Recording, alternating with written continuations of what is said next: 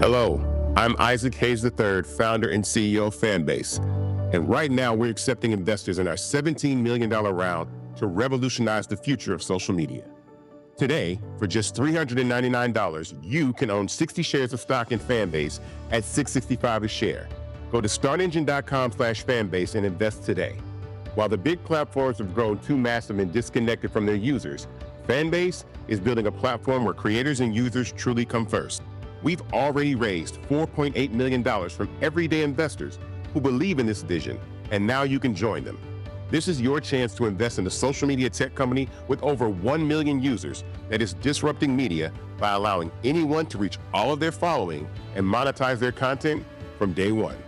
The market is changing, big platforms are failing to serve their users, and Fanbase is stepping up to fill the gap. Don't wait until it's too late. Invest now. Invest for yourself and your future. Go to startengine.com/fanbase and own the future of social media.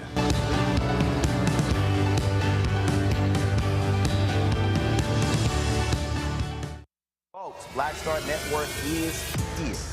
Hold no punches. I'm real revolutionary right now. Support this man, Black Media. He makes sure that our stories are told. Thank you for being the voice of Black America, Roland. Stay black. I love y'all. All momentum we have now, we have to keep this going. The video looks phenomenal. See, there's a difference between Black Star Network and Black-owned media and something like CNN. You can't be Black-owned media and be scared. It's time to be smart. Bring your eyeballs home. You dig?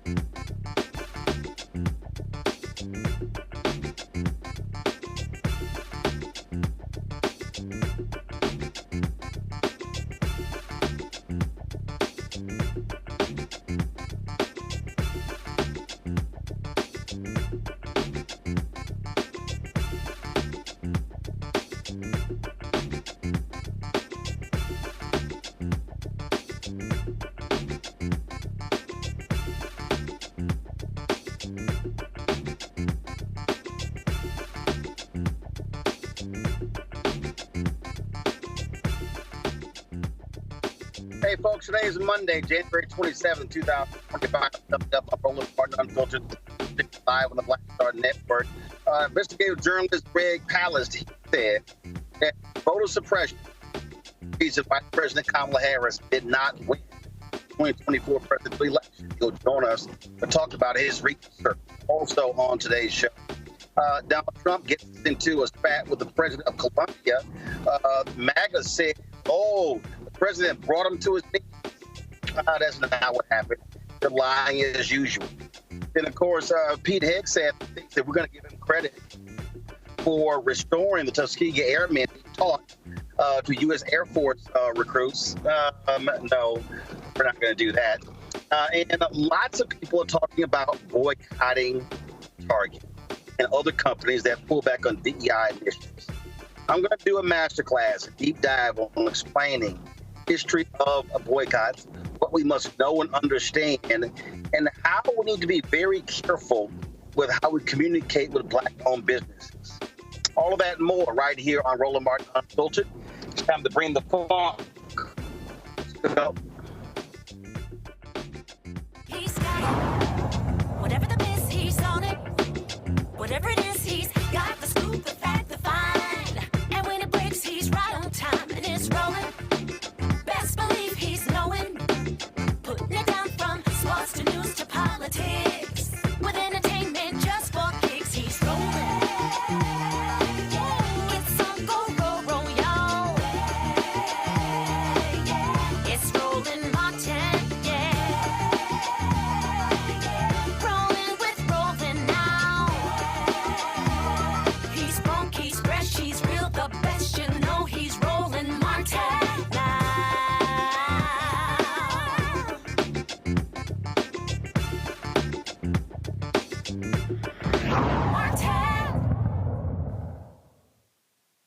Many folks are doing their autopsies examining why did Vice President Kamala Harris lose to Donald Trump the 2024 presidential election. There are a variety of reasons. The Democrats stay at home. They weren't interested in voting for her over the issue with Gaza. It was the price of eggs and groceries. But investigative journalist Greg Palast, he says, no, voter suppression is the reason. And the fact of the matter is she could have easily won if it wasn't for that. He joins us right now. Greg, welcome back to the show. So walk us. Glad to be with you, Roland. Walk us through what your research has determined. Okay, it's real simple. In fact, if you go to gregpalast.com, you can get all the numbers so you don't have to keep your calculator and a pen next to you while I tell you what's going on. For those who, by the way, don't know me, Greg Palast, I'm an investigative reporter. I'm especially I'm known as a data journalist. I got the Global Editors Award for that. That means I'm a detective with a pen, and I used to work for the U.S. Justice Department and Attorneys General. My degree is in forensic economics. Why am I telling you all these things? Because I'm going to give you a lot of numbers, and you better believe them instead of the junk you're hearing from mainstream press. Here's what happened to Kamala Harris. Here's what happened to our democracy. What happened was that vote suppression won this election. Trump would have lost except for massive vote suppression. And what I mean by vote suppression, that's a very polite term for shafting Black people out of their votes and other people of color, including a lot of young people whose votes are blue. Now, here's the calculation, and I'm very good at this stuff. I've been doing it for the NAACP, ACLU, Black Voters Matter, and the Reverend Jesse Jackson for years, this type of technical analysis which I take into courtrooms. Here's the number. If it wasn't for vote suppression, Kamala Harris would have had 3,565,000 more votes. 3,565,000 more votes, which would have given her a plurality of 1.2 million in the popular vote over Trump. Even more important, if not for Jim Crow trickery, which reached it's not new to this election, but it reached new heights in this election, Roland. Kamala Harris would have easily won Wisconsin, Michigan, Pennsylvania, and Georgia for a total of 286 electoral votes, and she would be president of the United States right now. And here's how it breaks down, Roland. And this is this number is from the United States Elections Assistance Commission, an agency you've probably never heard of, but their job is to keep track of the votes in America. They track it, but they also do something else. They keep track of the non-votes in America. We are a nation that America's nasty little secret, Roland, is that we don't let everyone vote, in particular voters of color. In 23, leading up to the 24 election, states purged 4 million 776,706 voters from the voter rolls. 4.8 million, almost 5 million voters were simply erased off the voter rolls.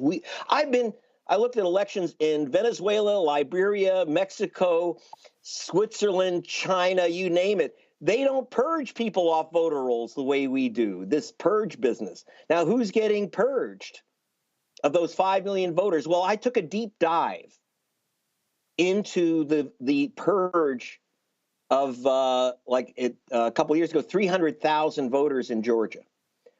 I did this for the ACLU and Black Voters Matter NAACP, and I uncovered that 198,000 voters in Georgia who were removed because supposedly they moved from their Georgia voting address. Not one of them moved. Now, I'm not guessing. I hired the experts who work with Amazon who know exactly where you live. There's a lot of Roland Martins in America, but you don't get someone else's tidy-whities, do you? Because Amazon knows exactly where you live, and I got a special contract with the U.S. Postal Service to hunt down people. We're not guessing. We went name by name by name, 198,000 voters who they said had moved out of Georgia, and there they were at their homes. Now, who were they? We called 800 of them, which is a very big statistical sample. Almost all of them were African-American voters in Georgia. That's who gets purged. In Wisconsin, and if it weren't for those purges, Kamala Harris would have taken Georgia and other challenges to black voters. In Wisconsin, Roland, there was a purge of over 150,000 voters. Again, I went name by name by name through that list for Black Voters Matter. Literally with computers, we went through every single name. Tens of thousands of people accused of voting from an illegal address, and they were purged from the voter rolls before this election. Now, I actually mapped this with the Washington Post, and we found out that almost every single wrongly removed, purged voter not allowed to vote was an African American in Milwaukee. That was most of the list, and then some of the list were students at the University of Wisconsin, Madison, well-known left-wing school. Those are not Trump voters. So it's young voters and black voters. There was a complete match between the number of voters who were purged wrongly and black precincts in Milwaukee. That's just the beginning. That's the purges. 2.1 mail-in ballots, Roland. Let me repeat this. 2.1 million mail-in ballots were rejected. People don't realize, according to NPR, 13.8%, that's about 1 in 7 mail-in ballots is thrown in the garbage. Let me repeat that. You mail in your ballot, it's very easy for them to knock off your ballot. And they know who you are. They know your zip code. And in places like Georgia, they know your race because it says BLA next to your name if you're black in many states in the South. That's still on the voter rolls. Now, if it was random, if anyone's mail-in ballot was thrown out, Roland, so big deal. But the state of Washington did an analysis of whose mail-in ballot gets rejected. And they found that if you are black, you are 400% more likely than if you are white to have your mail-in ballot rejected. You didn't put a middle initial, you registered with your middle initial, but you didn't include your middle initial on the outside of the envelope. Postage due. Tricks like that, and it's all aimed at challenging black votes. Spoiled ballots, 585,000 ballots, which people voted in their precincts. They voted in their precincts, and those ballots were rejected as supposedly unreadable. All these gotcha things. Now, again, whose ballot gets rejected? Are you ready for this? The U.S. Civil Rights Commission did an analysis and found out that your chance of having your ballot rejected for some technical reason, whether it's mailed in or in precinct, is 900% higher if you're black than if you're white. We'll repeat that. I just told you about altogether about 3 million ballots rejected. 900% higher chance you will have your ballot rejected if you're black than if you're white. Provisional ballots. Roland, let me tell you something. There's this thing called provisional ballots. You go in, oh, your name's on the voter rolls. Don't worry, fill out this piece of paper, stick it in an envelope, this provisional ballot. I call them placebo ballots. because they'll tell you, the nice little lady behind it is going to say, hey, your ballot will be counted. Just fill out this form. Oh, yeah? Well, in states like Georgia, if you don't go into your county voting office, your clerk's office, and what they call cure your ballot, you have to show them your ID, you have to prove you're an American citizen. They're going to throw your ballot in the garbage. According, again, to the U.S. government, the United States Elections Assistance Commission, this isn't just Greg Palast saying it, Roland. The U.S. government says that 43% of all provisional ballots are thrown in the garbage. Whose ballots are they? If you're Black, Hispanic, or Asian American, the chance you will be shunted to one of these placebo BS back of the bus provisional ballots is 300% higher if you're a voter of color than if you're white. So whose provisional ballots are in that dumpster? Voters of color. And how does this happen? The Brennan Center, if you go to gregpalast.com and actually see these, you can see this map that I got from the Brennan Center. 30 states passed laws making it more difficult for people of color to vote in the 2024 election.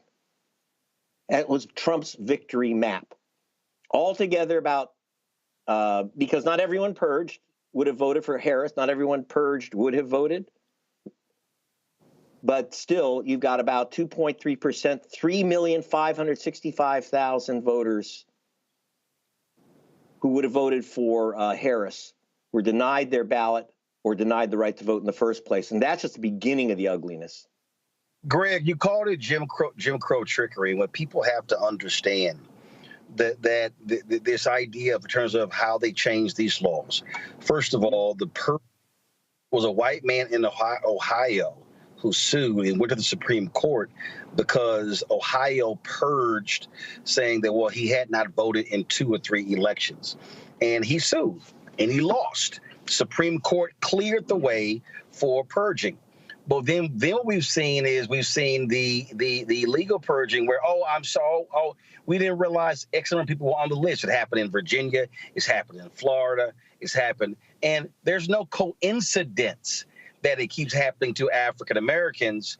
And it's all about creating massive hurdles.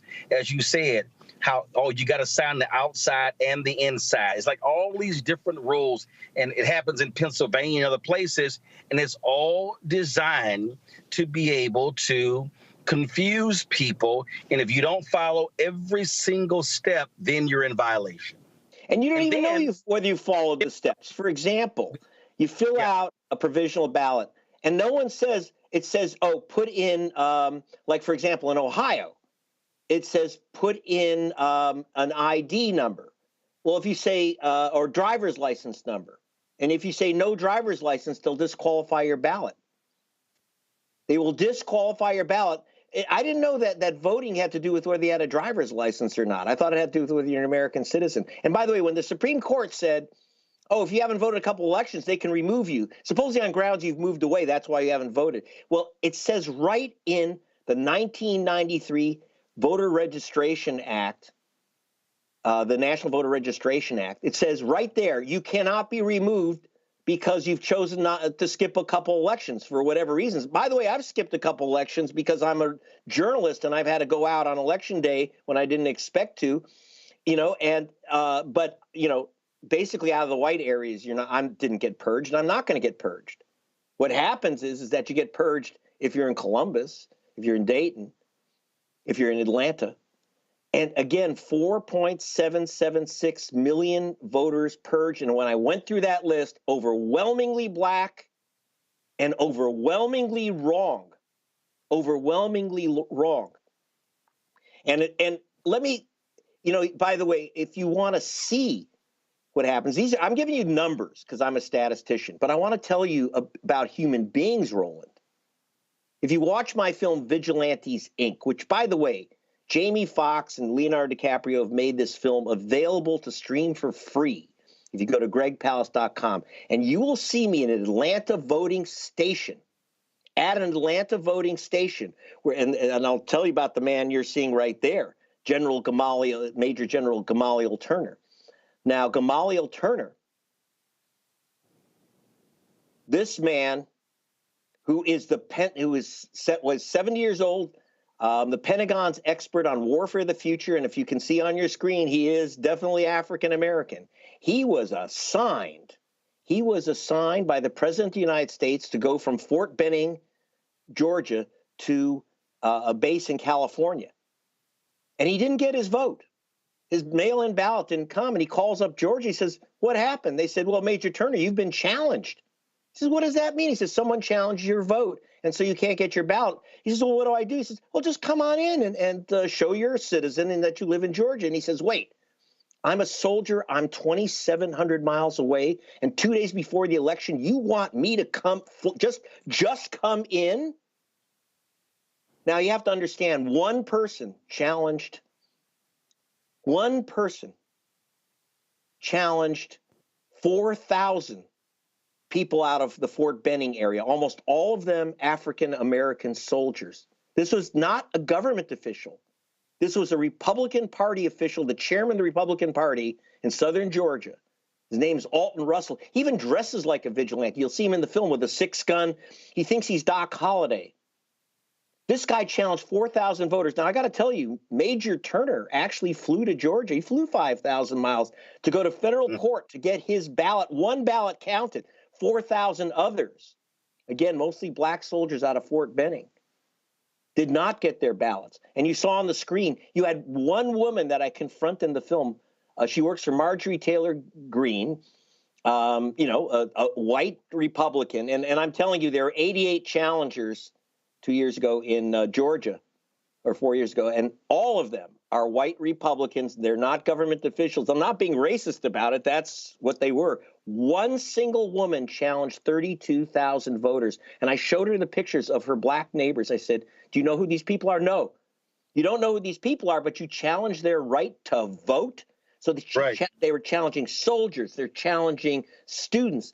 They're challenging just all their black neighbors by the thousands. And in fact, are you ready for this?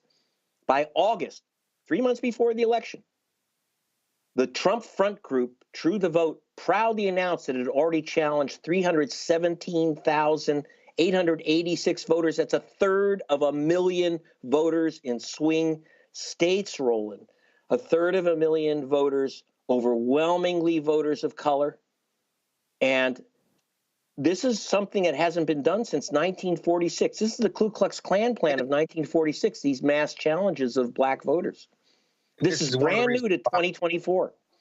This is one of the reasons why, like in North Carolina, they want to strip the governor of being able to control the state elections board. This is why they're doing this. So the question is, and I got about 90 seconds before I go to the panel for them to ask questions. What is now happening in advance? Because now, of course, they control the Department of Justice. You're not going to see any voting rights investigations. You're not going to see any of this. They're in charge of the levers of power. So what now? What happens next? How must people prepare themselves for what we are about to see? Because now they're going to have the power to do this on steroids. Well, tomorrow I'm going to be having breakfast with the Reverend Jesse Jackson, or Wednesday, and planning what our line of attack will be to protect these votes. I'm working with Gerald Griggs, president of the NAACP of Georgia, Latasha Brown, Black Voters Matter. You notice I'm not working with the Democratic Party. One, because I'm a journalist and I'm a nonpartisan. But the Democratic Party is totally missing in action on vote suppression. They just aren't there. But the groups are organizing to stop this new Ku Klux Klan plan. You have to understand that in 1946, the Ku Klux Klan elected one of the Klan leaders, Eugene Talmadge, as governor of Georgia by systematically challenging virtually every black voter in Georgia. Now, these Jim Crow laws are in the books of about 30 states, still allow, I can say, dig this, Roland, I can say, oh, Roland Martin doesn't live where he says he is. He shouldn't be allowed to vote. Now, who's Greg Palast to say that? Doesn't matter. As long as you live in my county, I can challenge your right to vote, and you're not going to get a ballot, or worse, you'll mail in your ballot. You won't even know that your ballot wasn't counted. Right. So here's the question. Let me do this here. I want to bring in my panel right now. Okay. I want them to get their questions in. so we can, so people can really understand, because the depth of this, and again, we talk about it a lot, that people don't fully grasp, is how significant this is on many levels. At the Amakongo Dibinga Senior is professorial lecturer, School of International Service, American University, author of Lies About Black People, How to Combat Racist Stereotypes and Why It Matters. Dr. Julianne Malveaux, she's the economist, author of Surviving and Thriving, 365 Facts in Black Economic History. She's also President Emerita at Bennett College. Joining us from D.C., Joe Richardson. He is civil rights attorney out of Los Angeles. Joe, I'll start with you. Your question for Greg Palast. Mr. Palast, appreciate you being here. Roland kind of took what I was going to ask next, but let me ask this. You've been doing what you've been doing for a long time. What's the next investigative frontier for you? Because I think one of the things that has to happen is that journalists that are actually looking for information that are not in the box, as it were, like the Roland Martins and the Greg Palast and things like that, are going to have to help to uncover a lot of these truths just through research. I love it that you're a statistician. What is it that you're going to be, I know you're going to do some things related to this issue, but is there any other issues out there that connect to some of these things, some of these justice issues that you're looking at next? Well, I am very, very concerned about this, and I want to dig deeper into this, in the challenge, this mass challenge of voters by self-appointed vigilantes. Again, this is the Ku Klux Klan plan of 1946 and this Trump front group called True the Vote. They're the ones, by the way, that came up with this, with the film 2,000 Mules, where they called 2,000 black men. Every one of them was a black man. 2,000 black men were supposedly stuffing ballot drop boxes with multiple ballots. They were being paid supposedly by George Soros and Mark Zuckerberg $10 each to commit a felony crime. I got to tell you, every person that they showed on camera as a black men stuffing ballot boxes, because every ballot box has a camera on top of it so they can see what voters. Every one of them was a legal voter, and they've been sued to fare thee well, but they don't care.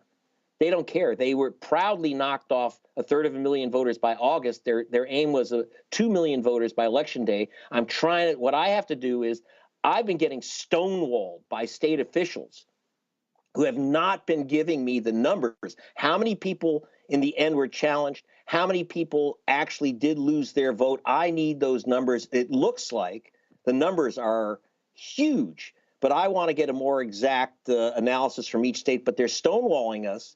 And we're not going to get the numbers from the Elections Assistance Commission until maybe even for another year, if at all, because the states are resisting and they're not required by law to turn over the data. We're the only state, we're the only nation among so-called democracies where the vote count and the vote non-count is some type of state secret. We need to know how many ballots were rejected, how many voters like Major Turner lost their vote. When I was and so I want to find out, I need to get those numbers, because this is a brand new thing, this vigilante vote challenges of, again, not government officials, but self-appointed vigilantes who are getting lists. We had this one woman in Cobb County, Georgia, works for Marjorie Taylor Greene. She submitted 32,000 names in Cobb County, 32,000 names, one GOP official. And, again, it's not just, and I want to tell you, it's very important. It's not just numbers. I was at the polling station when a 92-year-old woman in Atlanta was thrown out of the polling station where she'd voted for 50 years, 92 years old, in a walker, thrown out into a storm. Her granddaughter in hysterics. Well, I went to the house that she said she no longer lived in. It was just down the street from the polling station. And there was a picture of her having dinner with Martin Luther King from 50 years old earlier in that house. This was Martin Luther King's 92-year-old cousin. So if they can knock off Martin Luther King's 92-year-old cousin, they can knock off anyone, and they are. This is what I really want to look at, is this explosion of vigilante vote challenges. And under Trump, if you think the Justice Department is going to stop it, think again. We have to stop it ourselves. Julianne Malveaux, your question. Julianne? How are you, Greg? Last time I saw you, we were at Reverend Jackson. Yes. I really appreciate appreciate your work always. You just do such great work. Thank you. So you looked at the presidential election and said Kamala would have won had it not been for this suppression. Were there states where we also lost congressional seats? I don't think we lost Senate seats. We didn't have any close Senate races, but congressional seats. Are there other races that you can lift up that might have made a difference in this environment? Oh, absolutely. I was looking at close congressional races. I still haven't finished the numbers. You know, one of the reasons it took me a couple months, it's a lot of numbers to crunch, and I don't want to just throw stuff out there. But it looks like the Democrats would have picked up at least three or four congressional seats, if not for these vote suppression tactics. Because again, when you knock off Major Turner's vote, when you take away a soldier's vote, when you take away Martin Luther King's cousin's vote, that goes all the way down the ballot. And so I have been very concerned that basically the GOP should not have control of the House of Representatives at this moment, except for their successful wielding of vote suppression tactics. So, but I will be issuing a report on the congressional races soon.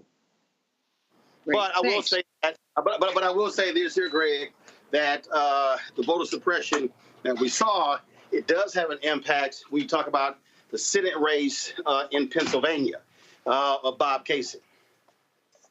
Yes, and I want to look at Pennsylvania because Cleta Mitchell, Donald Trump's lawyer, Cleta Mitchell she challenged tens of thousands of voters in the Philadelphia area through an organization called Eagle AI, which is, by the way, a very interesting name because Eagle Eye was the name of a racist group back in 1964 that challenged a whole bunch of Hispanic voters in Arizona. They brought back this racist operation from 64. They brought back the Klan operation from 46. It's shameless. And it's getting very little coverage in the mainstream U.S. press. Now, people should understand, I write for The Guardian and BBC, which are the world's major outlets in the English language. But it doesn't come into my home country. So I'm all over, I'm mainstream in the rest of the world, just not in America. Makongo, what's your question? Well, thank you so much, Mr. Palast, for this work. I want to touch on, and you also mentioned Cleta Mitchell, who wanted to target youth votes. So I wanted to come back to your part on the youth vote. As a professor, I see so many kids who are disenfranchised and the like, but they don't have this level of information. They're not getting it on K-12 level. What is your charge? What is your opinion about what we should be doing with the young people as it relates to making sure they're aware of this as they're coming into the voting age and process? You're doing it. Education, education, education. The first thing I tell people, and really important for students, check your registration 90 days before an election. See if you've been challenged, see if you've been purged. In most states, within 9 days of election, you can re-register. In fact, if you haven't voted in a couple elections, just re-register. Even if you think, I've been voting the same place for years. No. Check your registration. I had a student in Madison, Wisconsin that I put on camera, and you'll see him in my film Vigilantes, Inc., a Vietnamese-American kid. He had moved dorm rooms. He just moved, different part of the building. Well, under the law, you don't lose your vote if you move within your county. But they do this to students if they've moved at all. They send them a postcard to confirm their address. And if they don't get that postcard, because it looks like junk mail, most people throw it away. I call it the poison postcard system. If you don't see that postcard and return it, you lose your vote. One way to get around that is tell all your students, tell everyone, and tell them to tell their families. Check your registration 90 days before. The problem with the new challenge system, for example, Georgia changed its law so that these vigilantes can challenge your vote on election day. They don't have to notify you for 30 days. Well, the election's over after 30 days. So you get challenged. You may not. In fact, it was only by accident that Major Turner, this African-American officer, found out that his vote was challenged because he called. He said, "Where's my ballot?" They didn't notify him. They just said, "Well, you've been challenged." So we have to tell people to check their registrations, check and check again and again. A lot of states now dozens of states have same-day registration. So bring every form of photo ID you have and something to show your address, like an electric bill or something. So you start out by protecting your vote. The second thing you do is you get active. If you have students that aren't part of an organization on the front lines, forget partisan stuff. You know, I'm not talking about joining Democratic or Republican parties. I'm talking about work with Black Voters Matter Fund, work with Reverend Jackson and Rainbow Push, work with the NAACP. There's great organizations out there, like less known to a lot of people is the Transformative Justice Coalition, headed by Barbara Arnwine.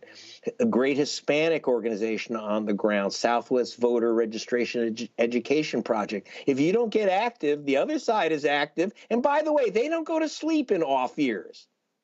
Americans go, progressives go to sleep in off years, whereas the vote purgers and the Jim Crow operatives, they're 24/7, 365 days a year, every year. They don't rest. And so we can't either. Greg Palast, I appreciate it. Thank you so very much. Before I let you go, I have been interviewing some of the candidates running for DNC chair.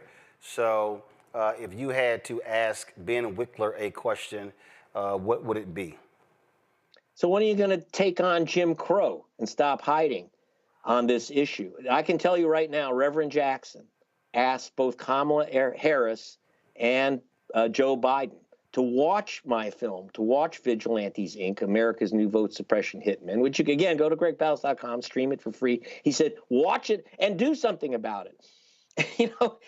And Harris said, well, when I get elected, I'll sign the John Lewis Voting Rights Act. He said, well, here's the problem, Kamala, as you just found out. If you don't do something before the election, you ain't going to get elected. So that's what we have to do, educate. And by the way, if you want to show your films in the class, in your classrooms, in your churches, go to gregpalast.com and we can hook it all up and you can get that film so people can see for themselves a real story. And it's a movie, it's entertaining. But again, for those running for DNC chair, hey, man, take on Jim Crow. We got to do it again. All right, Greg Palast, we certainly appreciate it. Thank you so very much. Thanks. Folks, take a real short break. We come back, we'll chat with Ben Wikler, who is running to become the next chair of the Democratic National Committee. That's next on Roland Martin Unfiltered on the Black Star Network. What's up, y'all? Look, Fanbase is more than a platform. It's a movement to empower creators, offering a unique opportunity for everyday people to invest in Black-owned tech, infrastructure, and help shape the future of social media. Investing in technology is essential for creating long-term wealth and influence in the digital age. The Black community must not only consume tech, we must own it. Discover how equity crowdfunding can serve as a powerful tool for funding Black businesses, allowing entrepreneurs to raise capital directly through their community through the Jobs Act.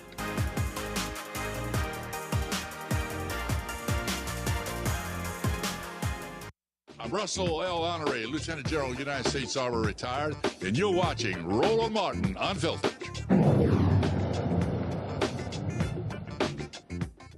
February 1st, Democrat delegates will meet at their winter meeting to select their new chair. Jamie Harrison announced that he was going to be not seeking for re-election, and so a number of people are vying for that post. There are a total of 8 candidates. We've had 2 of them on the show. Now we're about to have our third. Ben Wikler is from Wisconsin, and he says that he believes he has the strategy to help Democrats win. Ben, glad to have you on the show. First and foremost, you heard Greg Palast there talk about voter suppression, its impact. He says some 3.5 million votes across the country were suppressed that could have paved the way for Vice President Kamala Harris to actually win.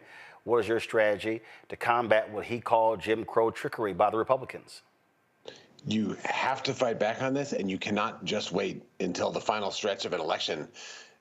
As Greg said, people who want to suppress votes, and they target Black voters in Wisconsin and across the country, they do this year-round. They do this in state legislative sessions. They do this through judicial elections. It's systematic. It's pernicious, and it is part of the worst history of our country, but it is very much here in the present. And I say this coming from Wisconsin. I live in a state where after Republicans took control in 2010 in the backlash against President Obama, they came into office, and what did they do? They ran on this and that economic issue. What they actually did is immediately smash unions, which they know have been the backbone of building up the multiracial working class in our state and across the country. They targeted black voters and young voters with voter suppression. There's actually an account from a whistleblower who was a Republican legislative staffer who was in the room when Republican lawmakers were briefed on the impact on black and young voters, and obviously there's a lot of overlap, of the law that they'd proposed. And he said that they were giddy with excitement about the impact it would have. It went to court.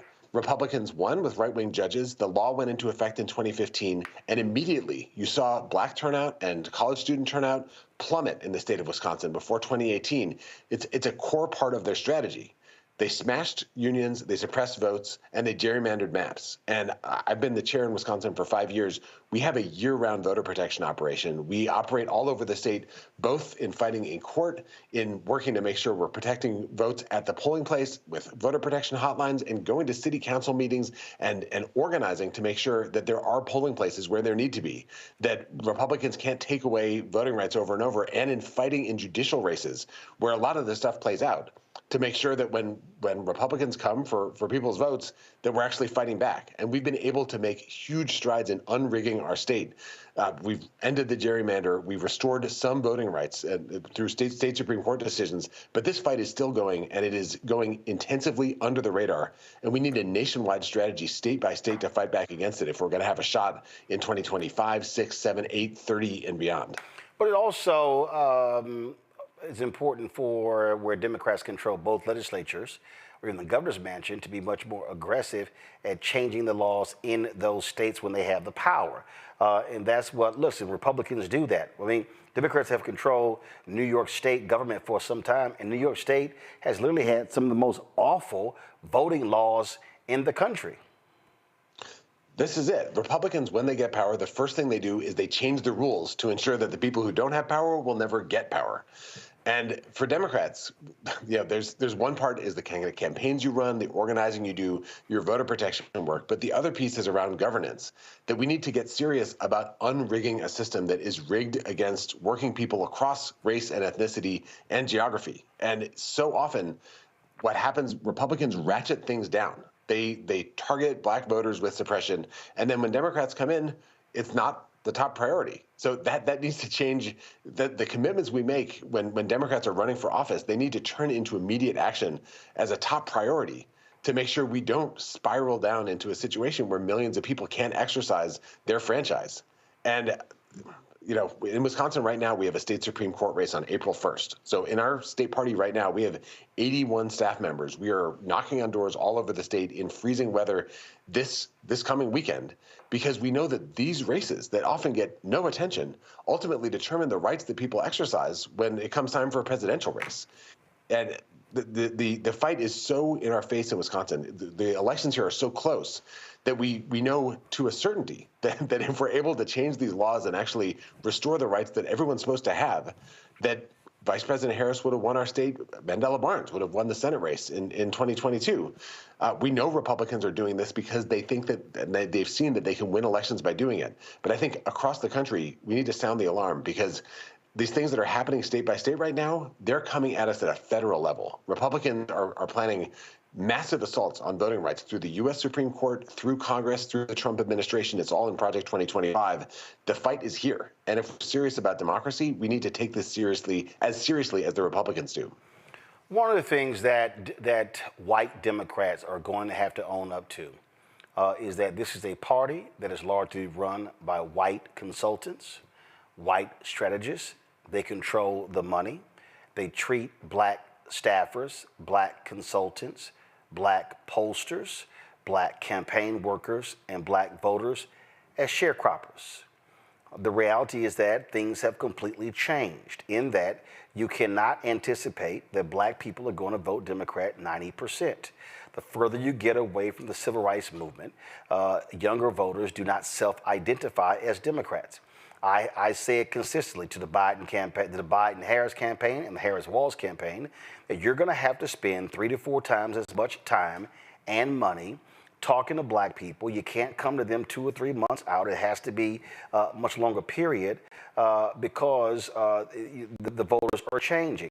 Yet the exact same white Democratic consultants don't listen. In the case of Vice President Kamala Harris's campaign, General Mally Dillon wouldn't listen. David Plouffe wouldn't listen. Stephanie Cutter wouldn't listen. And then it was even difficult. Quentin Folks, who's African American, a lot of times wouldn't listen because he was taking marching orders from them. And so you have black folks in the party and outside who are frustrated, who are angry, and they're saying, well, all we see are white consultants becoming millionaires, having second homes, and black folks having to run campaigns with small amounts of money. What are you going to do to change that? So day one, we need to actually audit every single consulting contract that the Democratic National Committee has. I'm coming in with zero commitments to any consultant, to any vendor. We should start from ground zero and build out how we spend our money in a way that reflects our coalition, our values, the actual path to victory. And that's going to mean a ton more diversity, and specifically black vendors and pollsters and communications professionals. I know in this last election, folks like Terrence Woodbury with Hit Strategies and Cornell Belcher did extraordinary research that helped inform a ton of the work that happened in Wisconsin and across the country. But so many of the organizations and the people who are best at this, a rising black consultant kind of cohort of folks who have deep expertise in the communities that often feel like Democrats only show up at the last second. They didn't get funding until the very final stretch, and even that took moving mountains. And I mean, you had some firms that were created in 2023 that 100 million, 200 million in ad contracts were funneled through them, and it was like, what the hell kind of track record is that? And it seems like it is a constant insider game, and I know black firms, black ad agencies, Fuse out of St. Louis, Liquid Soul out of Atlanta, Carol H. Williams out of Oakland, reputable firms could not even get through the door, and they were being shut out completely. And then as a result, black-owned media was forced to starve big as a result of how they were being mistreated by those white ad agencies.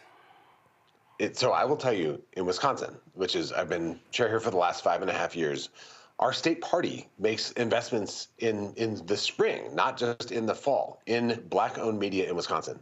We are on black radio. We work with black newspapers. We work with candidates to make sure they're showing up on podcasts, on streaming platforms with different folks. We work with cultural influencers, black cultural influencers in Milwaukee and across our state, because we know that the places where people actually spend their time and attention, it is not just traditional corporate-owned media. It is a whole emerging cohort of different places.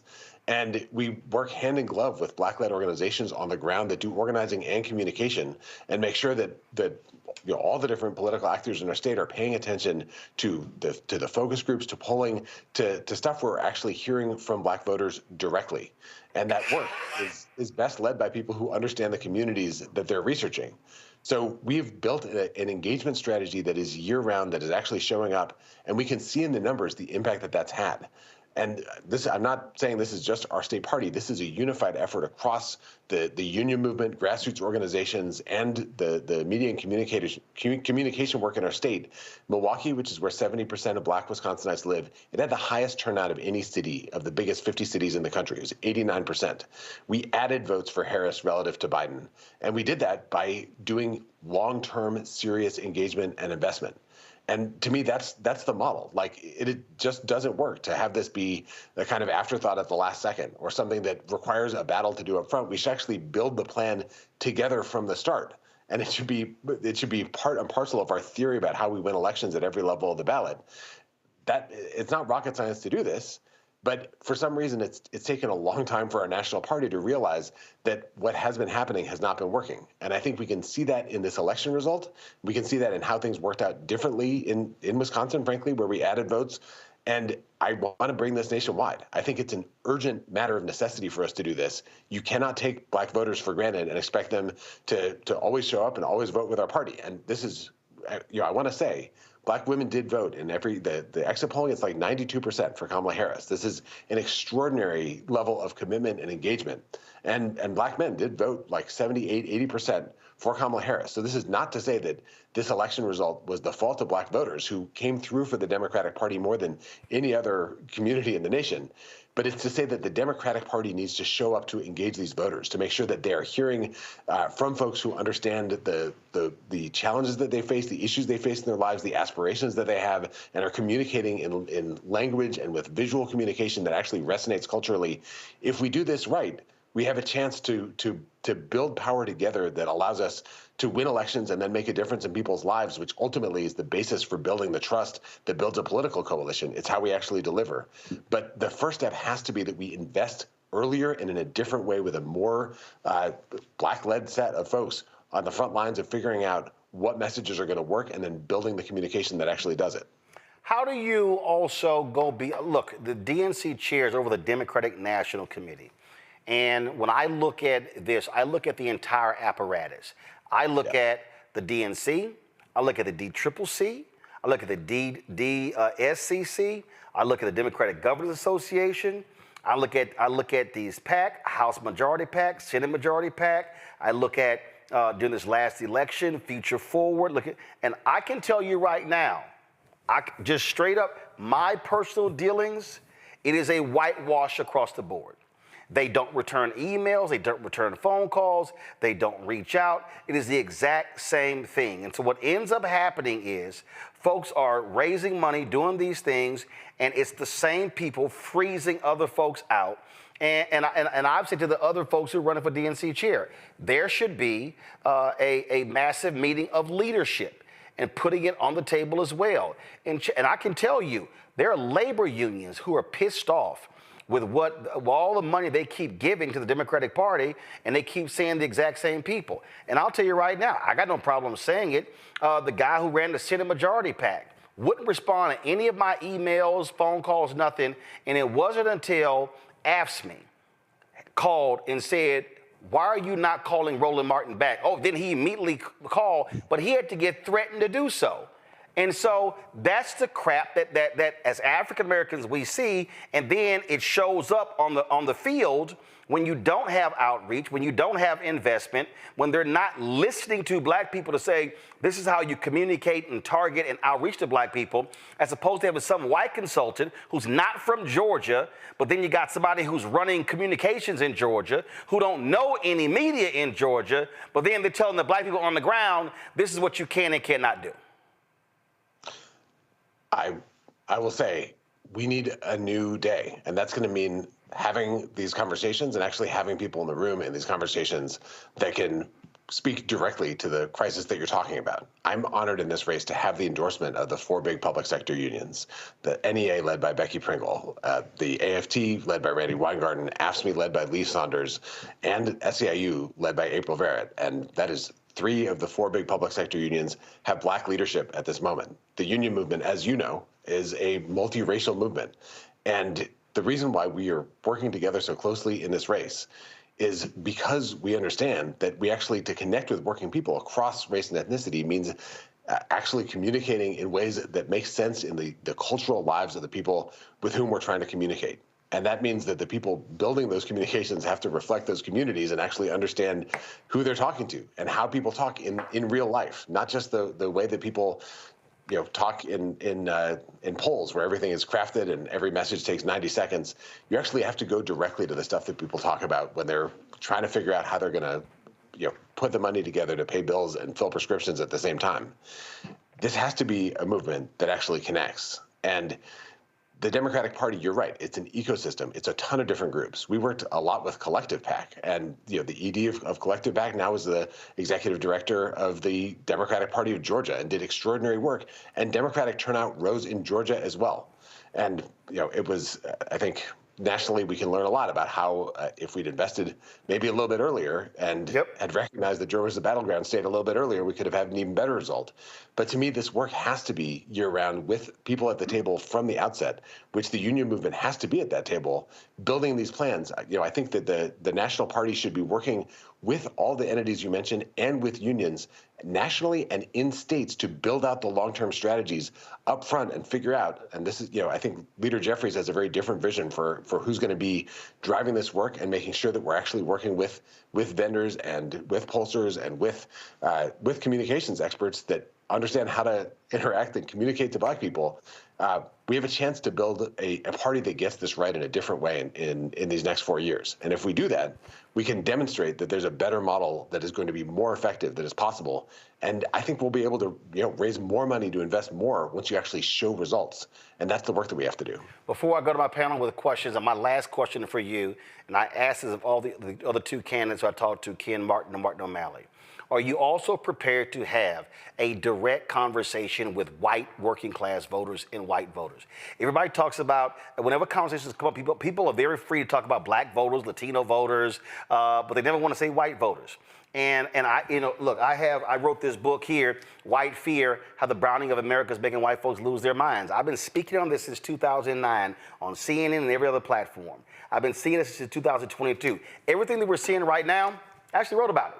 And candidates and Democrats, when I see these stories, I hear Senator Bernie Sanders like, oh, we've lost the working class. I'm like, no, Bernie, the Black working class is still with you. It's the white working class. And Democrats have not been willing to have frank conversations with white working class people that they are choosing culture, and they're choosing these culture issues over their economic interest.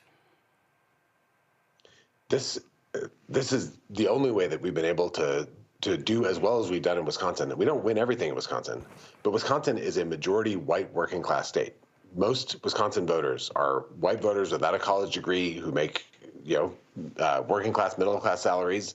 It's a state with pretty low unemployment rates, but it is not a state of there's right-wing billionaires. We don't have a lot of liberal billionaires in the state of Wisconsin. And we organize everywhere, we communicate everywhere, and we've trained our county party chairs on the race-class narrative, which is a way of communicating where you say, you know why Republicans are appealing to racism? It's because they're trying to divide voters by race in order to rip off everyone. It's explaining why Republicans use these attacks, and they use them in every election in our state. It is totally standard, from Supreme Court races to state legislative races to Senate races to the presidential race. It is always, it's a racially coded appeal to fear and division in order to divide people by race so that they can, put oligarchs in charge and rip everybody off. And we actually communicate about this, and it works. There was a study, an analysis that looked at Wisconsin and Minnesota. And, it's no secret that white working class voters have moved away from Democrats across the board. In Wisconsin, they've shifted 4.9 points from 2018 to 22. In Minnesota, they shifted 8.9 points. We have a lot more to do if we want to gain ground, but we've slipped much less than our neighboring states, and we do much better. I think in every single county in Wisconsin, Democrats overperform with white working class voters relative to the national average. There was a big Washington Post study that looked county by county and found that Greene County in Wisconsin is the county with the largest white working class population that Biden won. It's 71% white working class voters. Right. Where Biden won in 2020, and we actually got more votes. We got more votes in most rural counties in Wisconsin in 2024 than we did in 2020. So you're exactly right that Democrats cannot just ignore this, and if they do, they're going to keep losing elections. And I agree with you that so much of the punditry is like, oh, Democrats lost because Black voters didn't show up or Latino voters didn't show up, and most of the voters in this country are white voters. If you're not communicating and organizing for them. But it doesn't work if you pretend that the racist attacks aren't happening. That is the central Republican strategy. So you actually have to meet it head on and explain why they're doing it in a way that allows you to bring the conversation back to the fact that no matter what the color of your skin is, everyone needs a roof over their head and they need food on the table. And Republicans want people to think about something else, because actually economic solidarity has always been the bedrock of building a multiracial democracy. I got to get 3 questions in 2 minutes. Right. Makongo, make it, I know, because Ben has a heart out at 7. Makongo, go with your question. My question is about the youth divide in the Republican Party. They all gathered around Trump 78 years old. They fell in line. What is your strategy for addressing the challenges that exist between the elder members of the party and the younger members? Ben? So part of this is about where we communicate. And that, I think the Republican Party right now is showing up in a lot more alternative media, new media spaces. It's showing up a lot more on long-form podcasts and on vertical video, these places where young people overwhelmingly get their news. You know, this program, my guess is, has a significantly younger average audience than cable news, and certainly younger than newspapers. And as Democrats, we don't do enough to invest in working with creators and working with people that are building alternative media spaces. So one piece of this is where we communicate. And then the second thing is what it is that we're communicating when we're there. And if you look at how the right has especially spoken to young people and to young men, it's so much about their aspirations and what they want to do. Yep. It's people that are trying to figure out how to get ahead, how to build wealth. It's people who are hustling and grinding and trying to figure out how to make it work. And as Democrats, we're often talking about people like they're under attack, and they are, that's real. But we also have to speak to what they want to do with their lives and be a party that is felt to be a partner in trying to build the lives that everyone wants to lead. So it is both where and what we communicate. And to get those things right, we need as a party to be working both with candidates and with consultants and pollsters and vendors that understand how to do this because they've lived it, and this is the media environment in which they live their lives as well. So it's every step in the chain. But to me, the endpoint has to be Republicans can't dominate the discussion about what Democrats are about. We need to tell our own story and show up in ways that demonstrate we actually get what's happening in people's lives. All right, that was a long answer, Ben. Can you take these other two questions? Yeah, well, yeah. Okay, Julianne, question. Ben, first of all, thanks for being with us. Julianne, go right to the question. What differentiates you from Martin O'Malley or from Ken Martin, but especially O'Malley, who is the one who has more, seems to have lots of support? You seem to have the most. He seems to have the next amount. He comes out of Maryland, which, as you know, very multicultural. Yeah. What differentiates you? So I think the thing that differentiates me is that I come from a state where the right took over and rigged everything in order to suppress votes, in order to break unions, in order to smash our democracy. And my experience in this moment in our history for these last 5 years has been fighting back to unrig a system that was rigged to not work for people. And with respect to the other candidates, they're in states where they haven't experienced the full brunt of the entire Republican machine. In order to win in Wisconsin, we've had to grow bigger, we've had to grow deeper, more intensely, more year-round, in a deeper partnership with the union movement, with the ecosystem, with grassroots organizations across our state. I think that's the kind of fight we're in now as a country, and that's the kind of chair the DNC needs to have that recognizes the size of the threat that we're up against, and with a track record of actually being able to fight back against it. Joe. Everybody thinks they know why we lost, and everybody has the Democrats lost. Pick an issue that's a red herring and remind us that, whichever one you pick, and say, no, this is not what this is about. What are one of those red herring issues that are out there that people think the election was about, but it actually wasn't? So I think people think that this election was about trans issues. And when they say that, and they say that Democrats screwed up about this because they're constantly talking about pronouns, what they're actually describing is Republican ad campaigns that were saying Democrats care about they, them, not about you. The actual Republican message was Democrats don't care about you. They care about something else, someone else. It's the same con that they always run. Sometimes it's targeting immigrants. It's usually targeting black people. Sometimes it's targeting gay people or trans people or non-binary people. But that message takes hold when they're able to say that Democrats don't see you, don't care about your struggle. They have some other priority. And the way that we beat that is by actually showing people that we're fighting for them and we do understand them and we're fighting for them. It's not like Vice President Harris was not running the campaign that Republicans were claiming she was. That was the Republican narrative. Republicans ran on identity politics in this election in order to move the country away from seeing what the actual impact of the policies of the candidates would be. And we need to disrupt that by explaining what they're doing and then bringing it back to the fact that Republicans are trying to rig this country for a handful of far-right billionaires that want to pull the ladder up and leave everyone else at the bottom. So I think that it is easy to totally misread the results of this election by falling into the trap that Republicans have laid, We don't have to abandon our values and being a Big Ten party in order to go where Republicans are trying to lead us. What we need to do is bring it back to a fight that Republicans don't want to have, that they run away from, about who this country should work for. It should work for everyone. Everyone should have opportunity. Everyone should have the opportunity to build wealth and succeed and thrive in their communities. And Republicans want to take that away. And we need to fight them on that front, showing why they're trying to make this about appeals to racism and every kind of bigotry and prejudice in order to distract people from that fundamental fight. There's a reason why it was called the March on Washington for Jobs and Freedom. It's because those two fights are inextricably interlinked. And when we build across all these different fights, we can build a movement that can change this country. All right, Ben Wikler, we appreciate you joining us. Thank you so very much. Thanks so much for having me on. All right, folks, got to go to break. We come back. Let's talk economic boycotts. People are talking about boycotting Target and other companies that are pulling back on their DEI initiatives.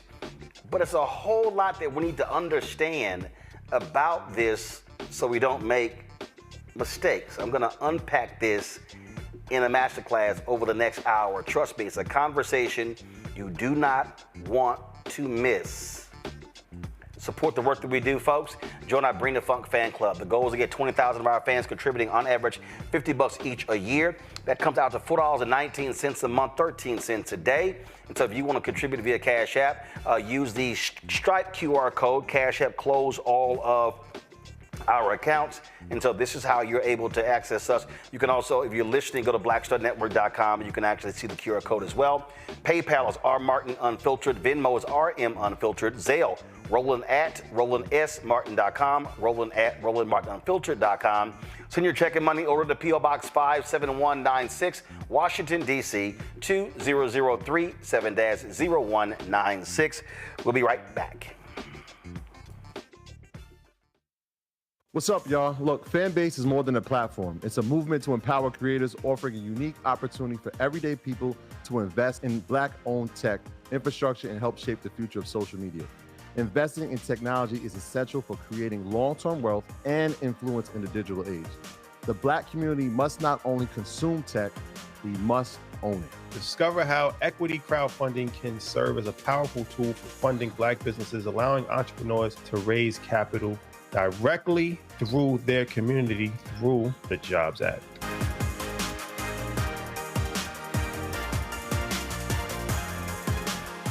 Next on Get Wealthy with me, Deborah Owens, America's Wealth Coach, women of color are starting 90% of the businesses in this country. That's the good news. The bad news, as a rule, we're not making nearly as much as everyone else. But joining us on the next Get Wealthy episode is Betty Hines. She's a business strategist, and she's showing women how to elevate other women. I don't like to say this openly, but we're getting better at it. Women struggle with collaborating with each other. And for that reason, one of the things that I demonstrate in the sessions that I have is that you can go further together if you collaborate. That's right here on Get Wealthy, only on Black Star Network.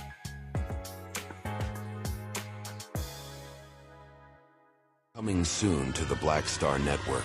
But y'all, when you're on that stage or when you're and you're seeing 2 and 3, 4 generations in the audience, that's got to speak to you about the power of what y'all have become. Oh, most definitely. I think we were doing our show before our break, and remember, I was watching this kid. I could not take my eyes off him because he was about 9 or so. He was sitting in the front row with his over on the right-hand side. Yes. I was amazed that this kid knew everything, and I was like tripping to see how many songs this kid actually knew. And he knew them all. And he knew them all. We had to go over there and bring him on stage and take a picture with him, at the end of the show and stuff, because it was just that amazing. It's like, this is crazy. The music travels everywhere, like what Philip was saying, seeing this young kid, then you hear our songs on commercials, cold commercials. Then you have the younger ones that hear our music in animation.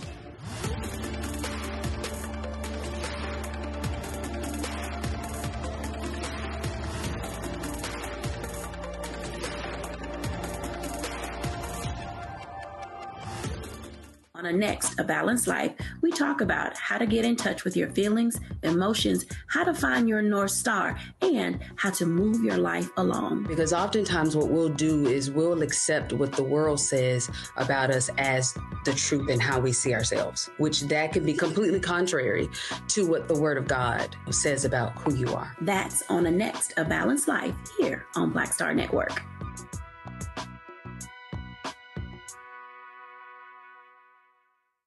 How you doing? My name is Mark Curry, and you're watching Roland Martin, Unfiltered, deep into it, like pasteurized milk without the 2%. We getting deep. You want to turn that shit off? We're doing an interview, motherfucker.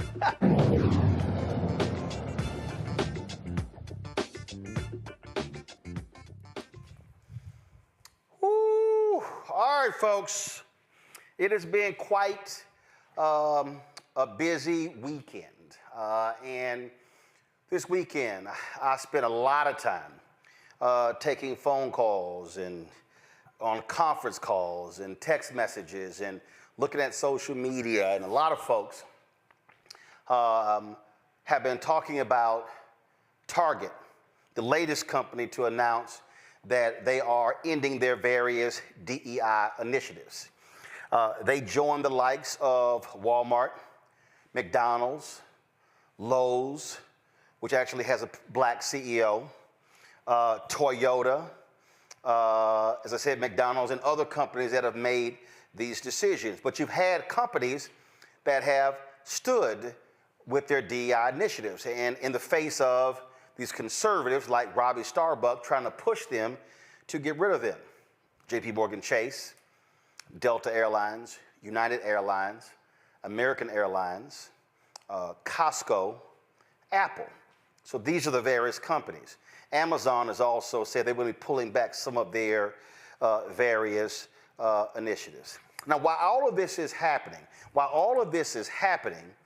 African Americans have been responding by saying, what the hell, what's going on? Then, of course, on the federal level, you've got Donald Trump, who is ordering all the federal agencies to get rid of DEI.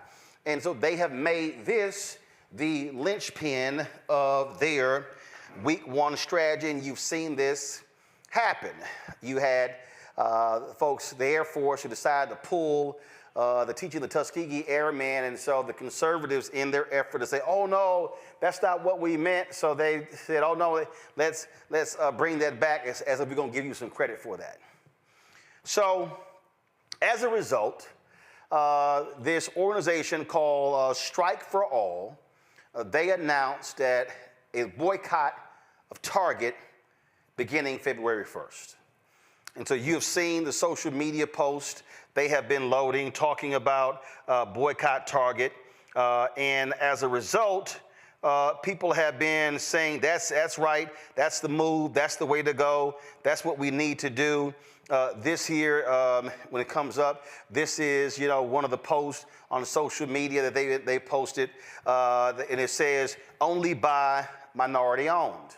And so, only by minority owned. And so, what I have been saying is, well, actually, I posted on their Instagram page, I'm curious, you say only by minority owned, but I want to know, are those other minority owners standing with black people when it comes to battling these companies? The people who benefit the most from DEI policies are white women. White women have 70+% of the actual DEI corporate jobs, and white people do. And white women, when it comes to minority contracts on the city, county, state, federal level, they get more contracts than anybody else. So if we're talking about, fighting for minorities and women, I need to know where's the National Organization of Women. I need to know where's the Women's Chamber of Commerce. I need to know where are all these women's organizations that largely serve white women. I need to know where are the Hispanic, Latino organizations. I need to know where the Asian American organizations. Because what I'm tired of black people, the ones who are the loudest fighting for initiatives, and other folks are the greatest beneficiaries. I want to know where are the Indian Americans, where are the Pakistanis, everybody who has been a beneficiary of MWBE programs who is non-black. where you at? Where you at? And so that's critically important for us to say because, again, we are the ones who are constantly having to shoulder the burden, having to do all of the heavy lifting, which I understand because on the federal level last year, Ron Busby, the CEO, president and CEO of the U.S. Black Chamber, Inc., he was on last week. And he said on this show that African Americans last year got the highest amount of federal contracts we've ever had, $10 billion a year, but it barely hit 2%. Well, it wasn't even 2%. Yet 78% of all MWBE federal contracts white women get. So where y'all at? So you have this call to boycott Target. And what happened over the weekend was that different companies, different black-owned companies with products in Target was completely blindsided by Target's announcement. Target wasn't even smart enough to notify these black vendors first. And what ended up happening was, show the list, here's some of the black brands right here. What ended up happening was these brands got hit with all sorts of questions from the public, and they were like, yo, what, what the hell? They were blindsided by Target's decision. In fact, Target has made no effort to reach out to black-owned media and others to explain how they're going to continue their programs. What are they going to do to continue to invest in black-owned brands, to put their products on the shelves? And if you if you actually go to Target's website, you'll actually see their black. You see, they got their Experience Black History Month page up, and then if you go down here, their Buy Black button.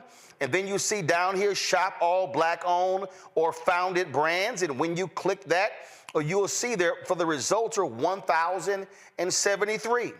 And so if you scroll, you're going to see all of these products from black-owned firms or black-founded firms. And the list goes on and on and on and on and on. And so people started hitting up these owners and criticizing them and questioning them. And you had the sister who is the founder of the Lip Bar. You had Tabitha Brown, who has products that are in Target stores and Amazon and Walmart as well, taking to social media, sharing their thoughts about this. Because there were people who were going to their pages saying, why aren't y'all pulling y'all products? What are y'all doing? Here was a response that Tabitha gave on social media. She made a couple of posts, but here's what she said. I am in business in multiple ways. Do you have the Lip Bar? With Target, with Walmart, and Amazon, right? I sell Donna's Recipe, my hair care products, right, are on Amazon. They're also in Target. And, of course, I have a huge partnership with Target. I sell my seasonings at Walmart. I do business all over, just like many other people. And what I can tell you is, if we all decide to boycott and be like, no, we're not spending no money at these organizations, listen, I get it. And if that's how you feel, honey, I 1,000% get it. But so many of us will be affected, and our sales will drop. Our business will be hurt. And if any of you know business, it doesn't just happen overnight where you can just go take all your stuff and pull it off the shelves. There's a process. And then you got to, like, where you going to put it? You got to have a place to store it. That's money, right? You got to have another place to sell it, which is almost impossible sometimes. And even if you sell online, it's a process when it comes to business. And everyone does not have the funds or the means or the availability, the space to house their own products, right? But the thing that concerns me the most, and I want you to hear me and hear me well, if we all decide to stop supporting said businesses and say, you know, I can't buy nothing from there, even the businesses who were affected by the DEI ban, right? What that does is you take all our sales and they dwindle down, and then those companies get to say, oh, your products are not performing, and they can remove them from the shelves and then put their preferred businesses on the shelves. And then what happens to all the businesses who've worked so hard to get where they are? Then what happens, right? Now, I know that something that could solve it is ownership of these big corporations, right? It's a long way to go there. There are amazing companies like the Village Market in Atlanta, right, who support small businesses, and you can go in there and there's some amazing things that you can buy. But it's one store and it's very small. We're talking about mass market. You can't build that overnight. She said, we're talking about mass market. You can't build that overnight. Tabitha's absolutely correct. And as I said, Melissa with the lip bar, she has posted a number of videos on her Instagram page, and she's posted the latest one, talks about selling out. So I want to deal with these black firms first. And I want to try to be as nice about this as I can. If you are on social media and you are calling black-owned companies with products on Target shelves, and you're calling them sellouts and Uncle Toms, and you're questioning why they are not pulling their products, you should shut the hell up. And the reason you should shut the hell up, because you don't know a damn thing about business. Folks, I need y'all to understand something. There are contracts. If they make various decisions, they could be in breach of contract, which means they get sued. They can incur legal expenses. Well, people also don't understand, especially people who have never been in business, who don't know what an EIN is, who have no idea what I'm talking about. What you don't realize is that when you own a business and you begin to place your products, they might start it in 10, 20 stores. But they might come back and say, we're not going to place your products in 2, 3, 4, 500 stores. You now have to go out and get capital to be able to acquire that inventory that's needed to sell in those stores. So now all of a sudden, here you are, a small-owned business, and you might have, let's just say this book here, or my book, White Fear. I might have a print run of 5,000 copies. But then when Target says, we want to carry you in 500 stores, I now have to print 25,000 or 50,000 copies. Well, they're not giving that to me on consignment. I got to pay that printing company for the 50,000 copies of that book to be able to ship to Target. And so then I'm shipping the product from the printing company to Target, and I'm not actually putting it in my own warehouse. So if some folks say, well, you need to take your product off the shelves, as Tabitha said, where in the hell am I all of a sudden going to place 50,000 copies of a book? Or where am I going to place pots and pans and seasoning or hair care products? That's the thing I think a lot of us need to shut up and not realize you know nothing about business. So stop making a demand of somebody when you do not understand their business circumstances, because there are people who literally have put their life savings into their companies, and they are now having to navigate this whole deal. And some folks may have taken out second mortgages. And so you're talking about literal bankruptcy, losing it all if they make a rash decision. So that's important for us to state, because I've just heard too much ridiculous stuff about what a black business owner should do with their products if folk are talking about an economic boycott. So let me now move on to the next thing. Anybody who has watched this show, you have heard me often refer to Dr. King's sermon, April 3rd, 1968, at Mason Temple in Memphis. You've heard me talk about economic withdrawal. You've heard me talk about when MLK said in that sermon how we are collectively or individually poor, but collectively wealthy, and how we need to be operating as a collective when it comes to trying to change the economics of our situation. You've heard me quote him in that sermon when he says, we don't have to throw one Molotov cocktail. We don't have to yell and curse anybody out. He said, what we must do is practice economic withdrawal.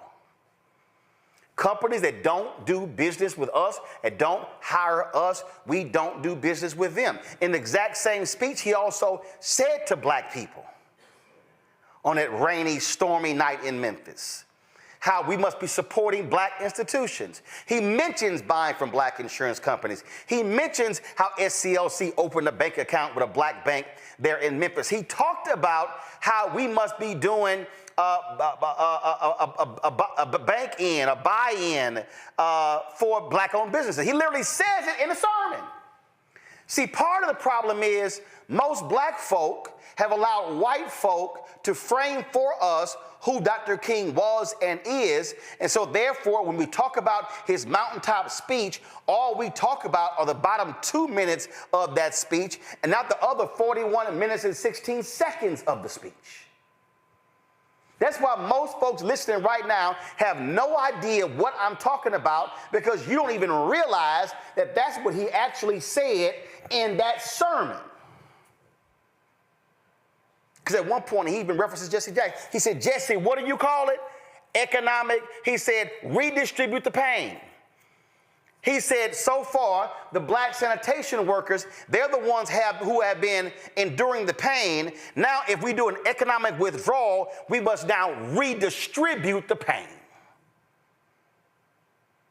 For all y'all who keep acting like Dr. King wasn't a radical, go listen and read that speech.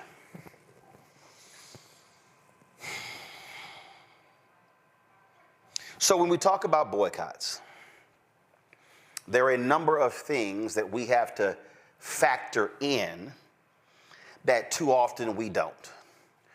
One of the things that you heard me say before on this show is that folk immediately yell, boycott!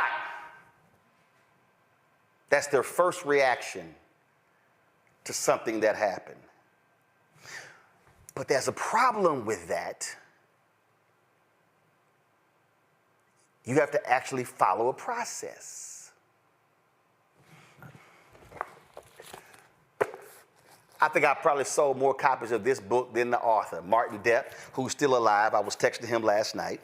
White pastor in Chicago. He happened to be on the committee. He was on the committee with Reverend Jackson at Operation Breadbasket in Chicago. He was the pastor of a church. And what they did was he was on the committee. Now, when I say he was on the committee, there was a full committee. There was a full committee that dealt with the issues surrounding Breadbasket. They actually met together, and so they laid out the strategies involved in terms of Breadbasket. Now, let me explain Breadbasket. His book is called Operation Breadbasket, an untold story of civil rights in Chicago, 1966 to 1971. This is the book cover. I'm going to be out of the light here, but y'all seen me show before. This is the book cover, okay? I've been talking about this book for more than a decade. Martin Depp writes in the book that there was a 6-point strategy that they employed when it came to Operation Breadbasket. And before I show it, let me also help you. Credit must go to Reverend Leon Sullivan, the legendary pastor in Philadelphia, who actually created this program. He told Dr. King about the program. Dr. King invited Reverend Sullivan to come to Atlanta to present to the Southern Christian Leadership Conference Board of Directors. He did so. They agreed to adopt the program. They renamed it Operation Breadbasket. He put Reverend Jackson in charge of it in Chicago. Now y'all have the history. So Operation Breadbasket had a 6-point strategy. Pull those up. These are the 6 strategies. Number 1 was information gathering. Number 2 was committee evaluation. Number 3 was negotiation and education. Number 4 was economic withdrawal. Number 4, y'all. Number 5 was agreement and covenant. Number 6 was monitoring. Now let me unpack that. First and foremost, when they saw that was an issue, they went to said company and they sent them a letter and said, we need this information. How many black employees do you have? What do you do with black-owned businesses? Do you put any money in black banks? There was a list of things that they asked for. And then the company could either respond to the request or the company could ignore the request. And so if the company responded to the request, then the Operation Breadbasket Committee then evaluated what they got back from the company. And then once they did that, they went through what is called negotiation and education. Now, in negotiation, what they would do is they plotted everything. They would go into the meeting and they would sit here and say, okay, your job is to pray. Your job is to agree with nothing. Your job is to calm him or her down who doesn't agree with everything. And your job is to be the level-headed one. Everybody had a role to play in the meeting. So they would go into the meeting and then the company would either, no, we ain't doing that, or yes, let's move forward. If the company said, yes, let's move forward, they would skip to number 5. They would have an agreement with the company, establish a covenant bond, no different than David and Jonathan, a covenant, okay? Remember when in the Bible where Jonathan told David, anything happens to me, you take care of my family, told him that 3 times. They established a covenant, which meant that word is bond. Covenant was more important than even a signed contract. But they would sign an agreement. And then they would monitor that agreement by checking to make sure the company's doing what they were doing. But pull it up, y'all. Pull it up. Here's why number 3 is so important. The education piece. What they would do is they would go back to their churches and they would be educating the congregation about the company, about what they wanted, how the negotiations are going, how things are. So they were constantly educating them. They were constantly teaching them. And then if the negotiations broke down and they went to economic withdrawal, they would then launch pickets at strategic stores, not all at one time, and then ramp up from there. And the whole point was to keep folk from going into those stores. Now, pull it back up.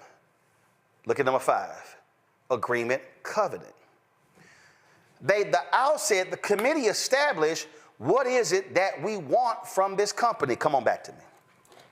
If you read this particular book, they laid out in this book that they weren't just interested in the company hiring black employees. They wanted senior level black employees.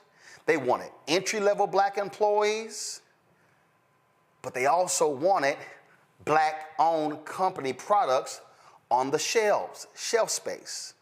But I'm not done. They also wanted bank, that store to put money in black-owned banks. I'm not done.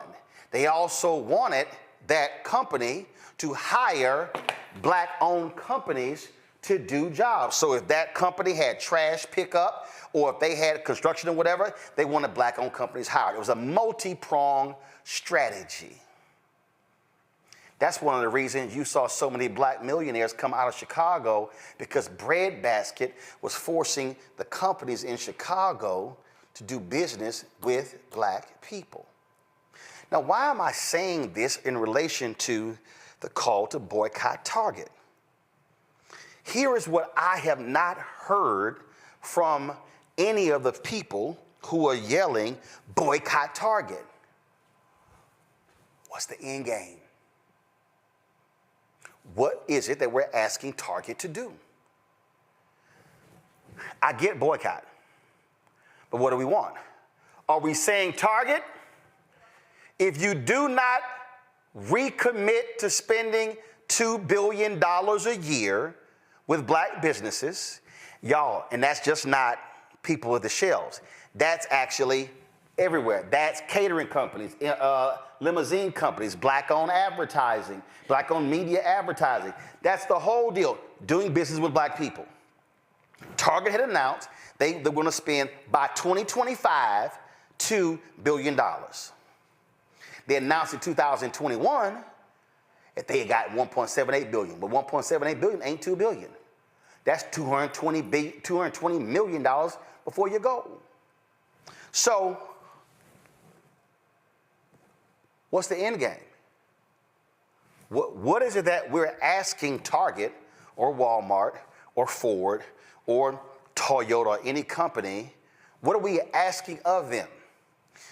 You don't launch a boycott until you know what you're asking for. You don't launch a boycott until you've educated your audience on what it is that we're actually doing.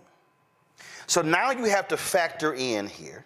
Now you have to factor in. See, here's the thing, y'all. I think a lot of people right now are rightfully responding with emotion. King said you must channel anger into action. An economic boycott cannot be driven by emotion. It must be driven by strategy. That's what has to happen.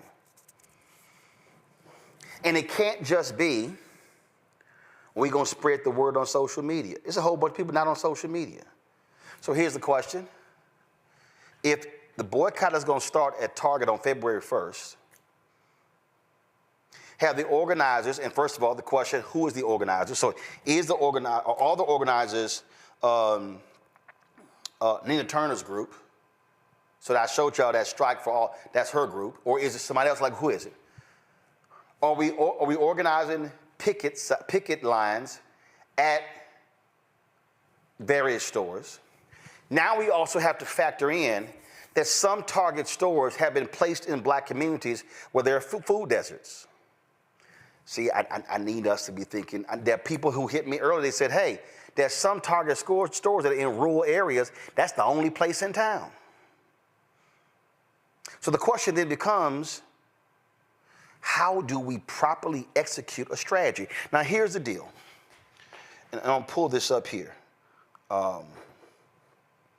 Target, just so we understand something, and you got to understand money. Right now, I'm going to pull this up for y'all. This is understanding money. Target's stock price today closed at $142.50. Target's stock price was up 3.34% today. Come back. There's another figure that is important that you need to understand when you talk about corporations. That's the stock price. But then you have something called what is the market cap. This is Target's market cap, $65.3 billion. So Target's stock price is $142.50 as of today, and Target's stock price is $65.3 billion. It's market cap. So if you're talking about an economic boycott specifically of Target, what is your goal? Micro and macro. So just so you understand, when we talk about Target, I'm going to give you some numbers to put this thing in perspective because people don't get it. And I was communicating with several people. I was communicating with accountants. People were sending me data I'm trying to find. And people were emailing me. They were texting me. They were sending me. And one person ran some numbers, but utilizing AI. And here's what they said. 2022, Target did $109 billion in revenue. The black spending power was total $1.6 trillion.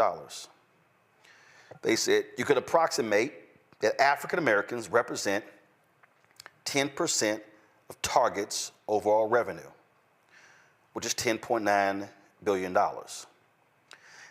This translates roughly to $29.9 million per day in sales from black consumers. Which means if all black people, we know that's not going to happen, but let's just say if all black people boycotted Target for one day, Target would lose $29.9 million in sales. If the boycott lasts 7 days, Target would lose $209 million. If the boycott of Target lasted 30 days, that means the losses for Target could reach $897 million. That's 30 days. That means that if the boycott starts February 1st, companies, publicly traded companies think in terms of quarterly reports. January, February, March is first quarter. April, May, June, second quarter. July, August, September, third quarter. October, November, December is the fourth quarter. So there are 2 months left in the first quarter. Publicly traded companies announce their earnings report in the second quarter about the first quarter. So it'll be in April or May. So if black folks collectively targeted Target over the next 60 days beginning February 1st, we could cause Target to lose $1.8 billion in sales. That means that stock price of Target, it's going to drop. That market cap, it's going to drop. How many of y'all remember when Snapchat changed their design? Do y'all remember that? Y'all remember when Snapchat did that? Well, a lot of folk forgot how influencers can change the game. Well, I never forgot that. Go to my iPad. Rihanna went on social media and she ripped the changes made to Snapchat, which caused Snapchat to lose $800 million in its stock price. Rihanna, by herself, the singer posted a statement on Instagram eviscerating the app for making light of domestic violence. Y'all, the value of Snapchat went down by $800 million after Rihanna did that. So what then happens? If black folks have a sustained boycott of Target that's ramped up, we could potentially cause Target to lose $500 million to almost $2 billion. And let me tell y'all something. If a company does $10 billion a year in revenue and they lose $1.8 billion, I can guarantee you there will be changes. Ain't no company trying to lose that. Now here's what's crazy. The reason these companies are ending their DEI strategies because white conservatives have been threatening them with economic boycotts. Robbie Starbuck, go on social media. He's been I'm gonna expose these companies for their woke policies, and these companies are freaking out. Target is freaking out because when the evangelicals, when the hard right-wing conservatives went after them for their LGBTQ displays, guess what that did? That caused Target's stock price to go down. It caused their market cap to go down. So Target is sitting here saying, we're going to cave to these anti-DEI folks because y'all ain't gonna do nothing. Y'all ain't gonna do nothing. So now what's happening is now we're left with a situation. There are more than 1,000 products on Target's shelves that are from black-owned or black-founded companies. So do we leave them hanging? There are some people who are suggesting that what we do is we do a buy-in at Target only of black-owned products. That if you go to Target, you only buy black-owned products. Others are suggesting that no, you buy nothing from Target. Those things are happening, and over the next week, we're going to be unpacking these things. But I wanted to walk people through this because I wanted our audience to understand that we cannot play lightly with this, because the fear that I have is what happened when Colin Kaepernick, when they called for, don't go to NFL games, stop watching. It was loose, it wasn't organized, and it fizzled because it was not organized. It was not strategic. Folk made individual actions, but there was no collective action. Also keep in mind, there have been economic boycotts that black people have led since MLK and Operation Breadbasket. Color of Change led an economic boycott where they had advertisers that pulled their ads from Rush Limbaugh's radio show, from Fox News, and from Tucker Carlson's television show. Very effective. I'm wearing this shirt here. Where's our money? The black folks in Cincinnati. People forget. They had some issues with police brutality there, and they led, and the city of Cincinnati was not responding appropriately. The black folks in Cincinnati launched an economic boycott saying, do not come to Cincinnati. Remember, NAACP had a boycott of Mississippi and South Carolina because of that Confederate flag rising. Family reunions, NCAA regional championships, professional sports, avoided those states until they brought the Confederate flag down. Those things were done because of collective action. And so what I want us to do, I want us to be not emotional. I want us to take our emotions and channel our emotions into strategic. I want us to do this here. Pull the black businesses up. If you say, I'm sorry, Roland, I am going to make the decision that I am not going to go into a Target, fine, but I need y'all to go to their websites. I need you to buy direct, because here's the thing I need you to understand. If you buy direct, you're actually increasing their profits, because by buying direct, they don't have to share with Target. I talked to one of the black owners last night, and you know what she told me? She said, Roland, during COVID, a lot of people for 3 months bought our product, And what happened was, as business owners, we saw them buying our product. And so what we then did was we went out and we increased our production of the product. She said, but guess what happened? After 3 months, they stopped coming to the website. She said, so here we did. We ramped up our products, anticipating more business over the next 3-6 months. And then it dropped off like a cliff. Why is that important? Because black folk, we love talking about Montgomery. We love talking about the Montgomery bus boycott. But let me remind y'all, the Montgomery bus boycott was supposed to be a one-day boycott that went another 381 days.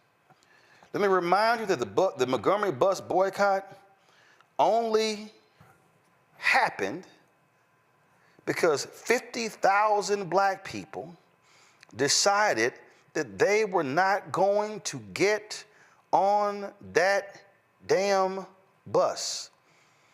And it was cold, it was rainy, but they still chose not to do it. And see, y'all gotta understand, it's black conservatives out there laughing at y'all right now. Here's this little child, this little black MAGA girl, went to FAMU, right here, Sharice Lane. Yeah, I'm calling you out. Look at her. Y'all be back at Target by next month. Look at the Pastor Darrell Scott, another Trump MAGA. You mean next week? I've heard some others say it. Y'all ain't gonna do it. It ain't gonna last. This stuff ain't gonna work. It ain't gonna last. We heard all that. That will only come true if we do not do what King said, which means operate as a collective.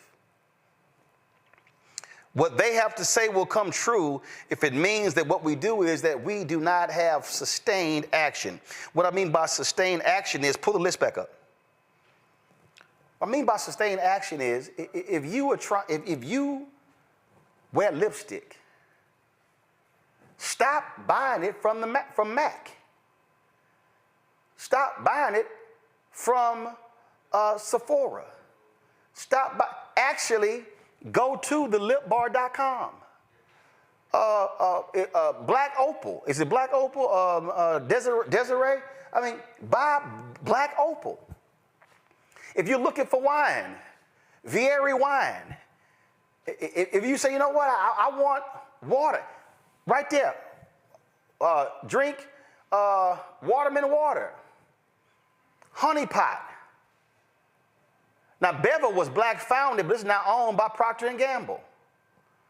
But figure out the product that you want to use and then say, I'm going to buy just that product. You like some mambo sauce? Go to shopcapitalcity.com. You want some muffin cakes? Go to littlemuffincakes.com. But what has to happen is we cannot do that once or twice. We have to create a state of mind where we are sustaining the action. The reason economic boycotts have failed is when the people did not continue doing it.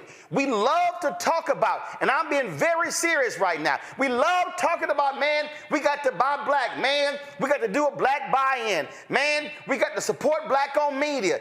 And I can't tell you how many people who called me for favors always talk about, oh man, we got to support black-owned media. Then I call Keenan and say, check their name to see if they name it on the list of donors.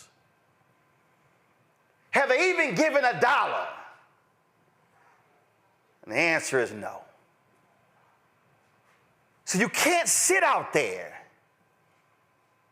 and talk about, man, look what Target did, and man, we got to boycott. Were you buying any black-owned companies' products? Do you do it on a consistent basis every month, every 3 months, 6 months, 9 months, a year? This is not a moment to be, man, all this stuff Trump doing, all this stuff the MAGA's doing, all this stuff they doing, man, we gonna have to do what we did during Jim Crow. But what you gonna do? How are you spending your money? How? See, y'all don't. Let me explain something to y'all. I've hired black folks, white folks, Latinos, it don't matter. I've hired folks to do work. But I'm intentional when I'm talking about how do we expand the pie. See, I don't need an official DEI program. Because when you do the right thing, you do the right thing. And when you have people who understand how you operate, that's what you do. I'm just going to tell y'all this here. When we started this show, we had a handful of people. And when it came to our audio, we had 4 technicians, all of them white. And I was like, yo, we got to get some black people. Now, why was I saying that? I wasn't saying that solely for my show. Because I know what happens in Washington, D.C., how when crews are hired, how there are very few African Americans. And it was like, we got to get some other folk in the pipeline to create opportunities. Steve, to his credit, when the other Steve left, Steve took over, Steve said, I'm training some additional folk, including African Americans.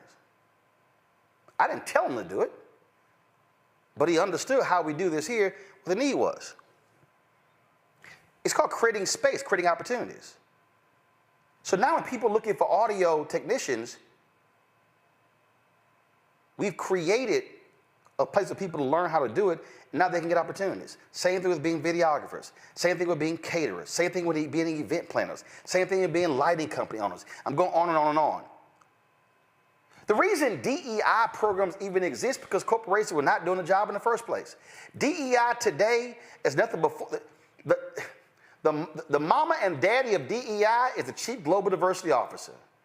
The mama and daddy of the Chief Global Diversity Officer is the Vice President for Community Affairs. That's what they were called in the 70s and 80s, and then it became Chief Diversity Officer, then Global Diversity Officer, then it morphed into DEI. That's what this thing is all about. And see, I am not interested in DEI programs returning where 75% of the people with DEI jobs are, frankly, white women. What I care about, are we going to lose supplier diversity programs, business diversity initiatives that create economic opportunities for black-owned companies to be able to participate in this multi-trillion-dollar economy? So if we're going to be sitting here talking about DEI and we're angry with what Walmart has done and Target and Toyota and Lowe's, what are we wanting to be done? Because there's going to be opportunity. And here's my last point before I go to my panel. You got to ask yourself this here. How did these companies over here, JP Morgan, Apple, Delta, American Airlines, United, Costco, and a couple of, how did these companies say we standing with DEI, but these didn't? I talked to a corporate leader today, and longtime black corporate leader. He said, you know what? He said, Roland, it's the lawyers. It's the lawyers in the room. He said, here's the reality. Quotas have been illegal. See, the Robbie Starbucks and these white conservatives, oh, no. Goals, that's just another phrase for a quota. No, it's not. Every company sets goals. There's not a company in America that does not set goals. There's not a company in America that does not say the kind of growth they want to see in their company year over year. And you know what they do? They set a percentage. It's the same thing. So we cannot allow these corporate lawyers to get skittish and scared and cause them to stand up. But it also requires board of directors to show some guts. Pull up Target's board of directors. The reason Target has rolled back their DEI initiatives is because of these people right here. These people right here. Brian Cornell, David Abney, Douglas Baker, George Barrett, Gil Boudreaux, Robert Edwards, Switch, is that it? Donald Krause, Christine Leahy, Monica Lozano, Grace Puma, Derica Rice, Dimitri Stockton, is that it? This is their management team. Katie Boylan, Brett Craig, Kiera Fernandez, who I called today, hard as hell to reach her, couldn't reach her. Michael Fidelki, Rick Gomez, Christina Hennington, is that it? Melissa Creamer, Jim Lee, Gretchen McCarthy, Lisa Rose, Jill Sando, Mark Schindel, keep going.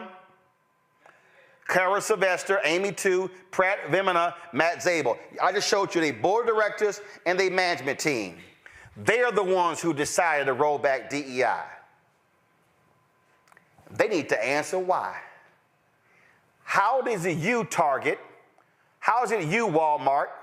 How is it you, Toyota, Ford, Lowe's? How is it that y'all don't have the guts to stand up for inclusion, but other companies have? What's the difference?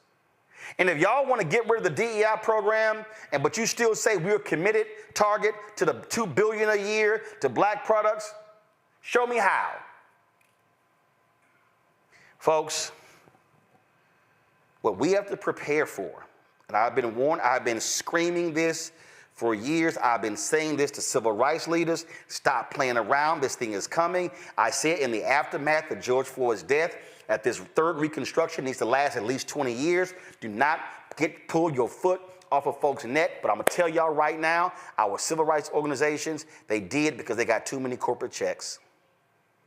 And they got comfy and they got comfortable. What we need to understand is that MAGA and the right, they want to destroy the entire civil rights infrastructure. And if you destroy the civil rights infrastructure, you destroy the economic infrastructure that black people have been able to build. It is not perfect. It's not where it needs to be. It's not even close to that. But I would rather have what has been constructed than not to have it. And I'm telling y'all right now, if we do not respond with economic withdrawal in a smart, efficient, targeted, strategic manner, over the next 4 years, because you got no cover from the federal government, and that's going to now go to the states and now go to the counties, to the city and the school boards, you are destined to see an economic hurricane, tsunami, earthquake ravage black America because they are going to turn off the access to the contracts. And when they don't carry our products, you can't buy them, and those businesses can't grow and can't scale. And if our black-owned businesses can't grow and can't scale, we can't hire more people. If we can't grow and scale, we can't give our contributions to HBCUs and to churches and to black youth groups and other organizations. And then all of a sudden, if we can't grow and scale, we can't hire people. Those people now can't take care of their families, can't buy homes, can't pay for college tuition. I need everybody watching and listening to me to understand that what we are facing is literally the economic destruction of black America. That is not fear-mongering. That is not me trying to scare you. It is me stating an undeniable fact. And my man John Hope Bryan said the reason he loves math, because he said math doesn't lie. If you begin to freeze us out of the path to economic prosperity through jobs and contracts, there is no place to go. Julian, I want to start with you. You're an economist. Your thoughts on all of this? Wow, well, you laid it out very well. I think one of the things that you laid out most importantly is the notion of having organized boycotts. You just can't say, You can't pop up and say, let's boycott X or let's boycott Y, because it isn't going to work. You've got to have your facts straight. You've got to build basically a campaign in the community. This is why we're doing this, y'all. Not just, somebody had an idea. All too often, we've seen boycotts fail. We've seen them fail because the work didn't go into the foundational work. So that book that you lifted up, the Montgomery Bus Boycott, that's a great book.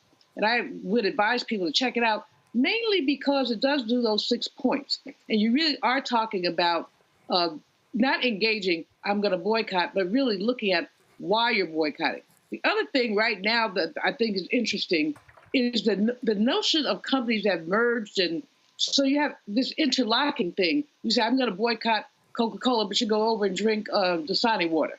Well, it's the same thing. So we need to know more about corporate structures. I'm glad the sister put her stuff out there about her products and her brilliance in having multi-level platforms.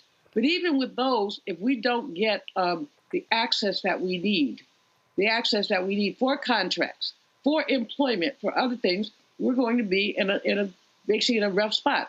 And as you said, there are all these people who keep saying, they didn't think Trump was going to be that bad. Well, you found out, didn't you? And this is just week one. And nobody's I'm glad you showed the board of Target.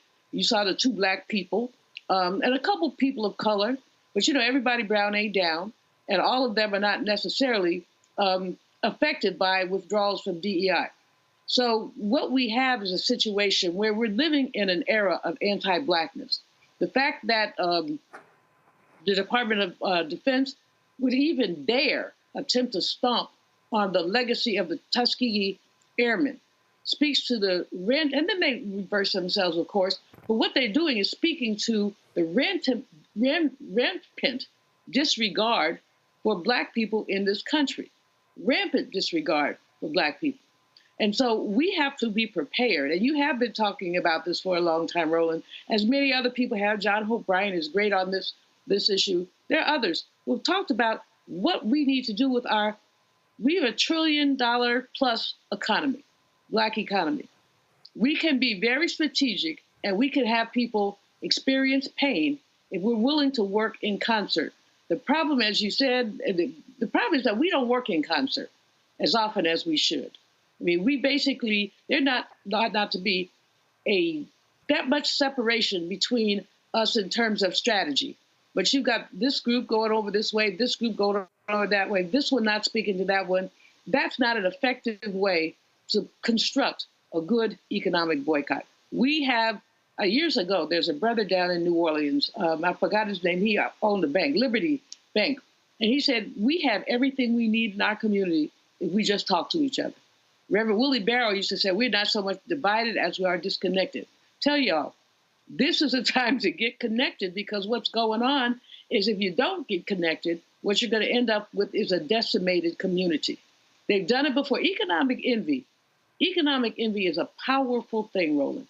They don't want to see us succeed. They want to re-enslave us. So you get rid of many of our historical markers.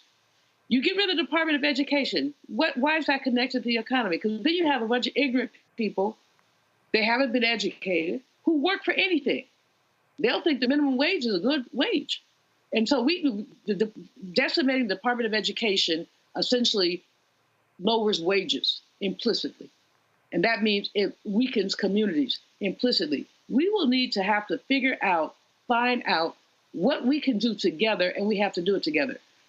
I'm so happy that you talked about the Montgomery boycott, because it was organized. People met. They had a committee. It wasn't like somebody popped up and said, oh, we go boycott the bus.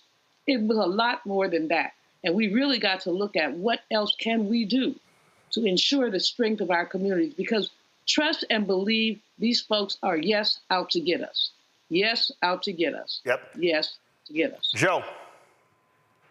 It's interesting in that I think that the point is well made that we are not as good about the historical knowledge as we need to be. And so without the historical knowledge, the success that there has been with targeted boycotts, et cetera, that were informed boycotts, right? Without those things, you can't be successful as it pertains to a current strategy. So it is really important for us to look both ways before we cross the street. All those years ago in the 80s, when we wanted certain things to happen in terms of movies, things that were getting to Hollywood that Hollywood was making. And back then, I don't know where we are now, but back then Black people bought a third of movie tickets. And this is aside from the bootlegs. Now, let's keep it real. So whatever we wanted to happen in Hollywood could have happened if we came together on that. So we have to be very, very strategic, and we have to be wise about what we're doing, why we're doing it, what the end game actually is. The other thing you have to remember, and this is why I think the urgency that you underscore is really important for us to understand and to really get these companies running away from DEI, and I agree with the whole idea that the DEI thing as a goal in and of itself is a little bit of a misnomer because of who benefits from it, right? But the thing to understand is that these companies are doing something that they're not even legally required to do right now. The Supreme Court hasn't gotten to the point where they've undone DEI programs in corporate America.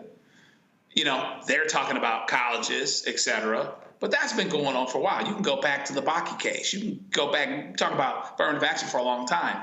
They are running for the hills, and they don't even have a legal requirement yet to do it. And so that's where our urgency comes from. And without strategy, as it pertains to all of these things, and they all connect, whether you're talking about how you deal with voter suppression, how you deal with economic disempowerment, and how you make your dollars count and work. My mom doesn't do Amazon because she's older.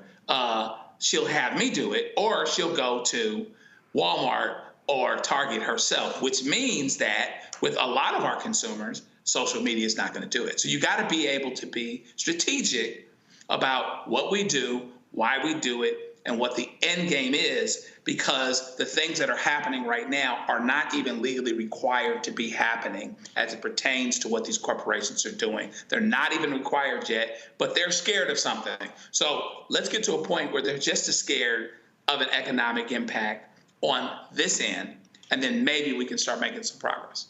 Congo.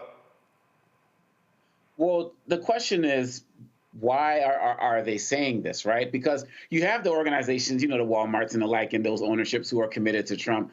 But I'm thinking about like a Target, and I'm thinking they didn't even have to announce anything. Kind of going off Joe's point, right? Like they didn't even have to say anything at this particular point. So I don't even know if it's about a scare thing or if these organizations are emboldened to do what they didn't feel like to do what they've wanted to do all along.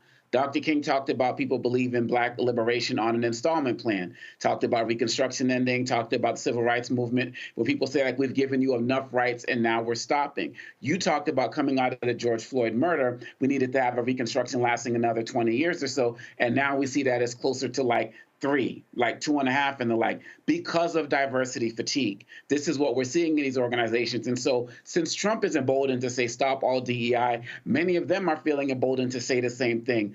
The way that we can be so successful is going back to one of your first points you said, Roland.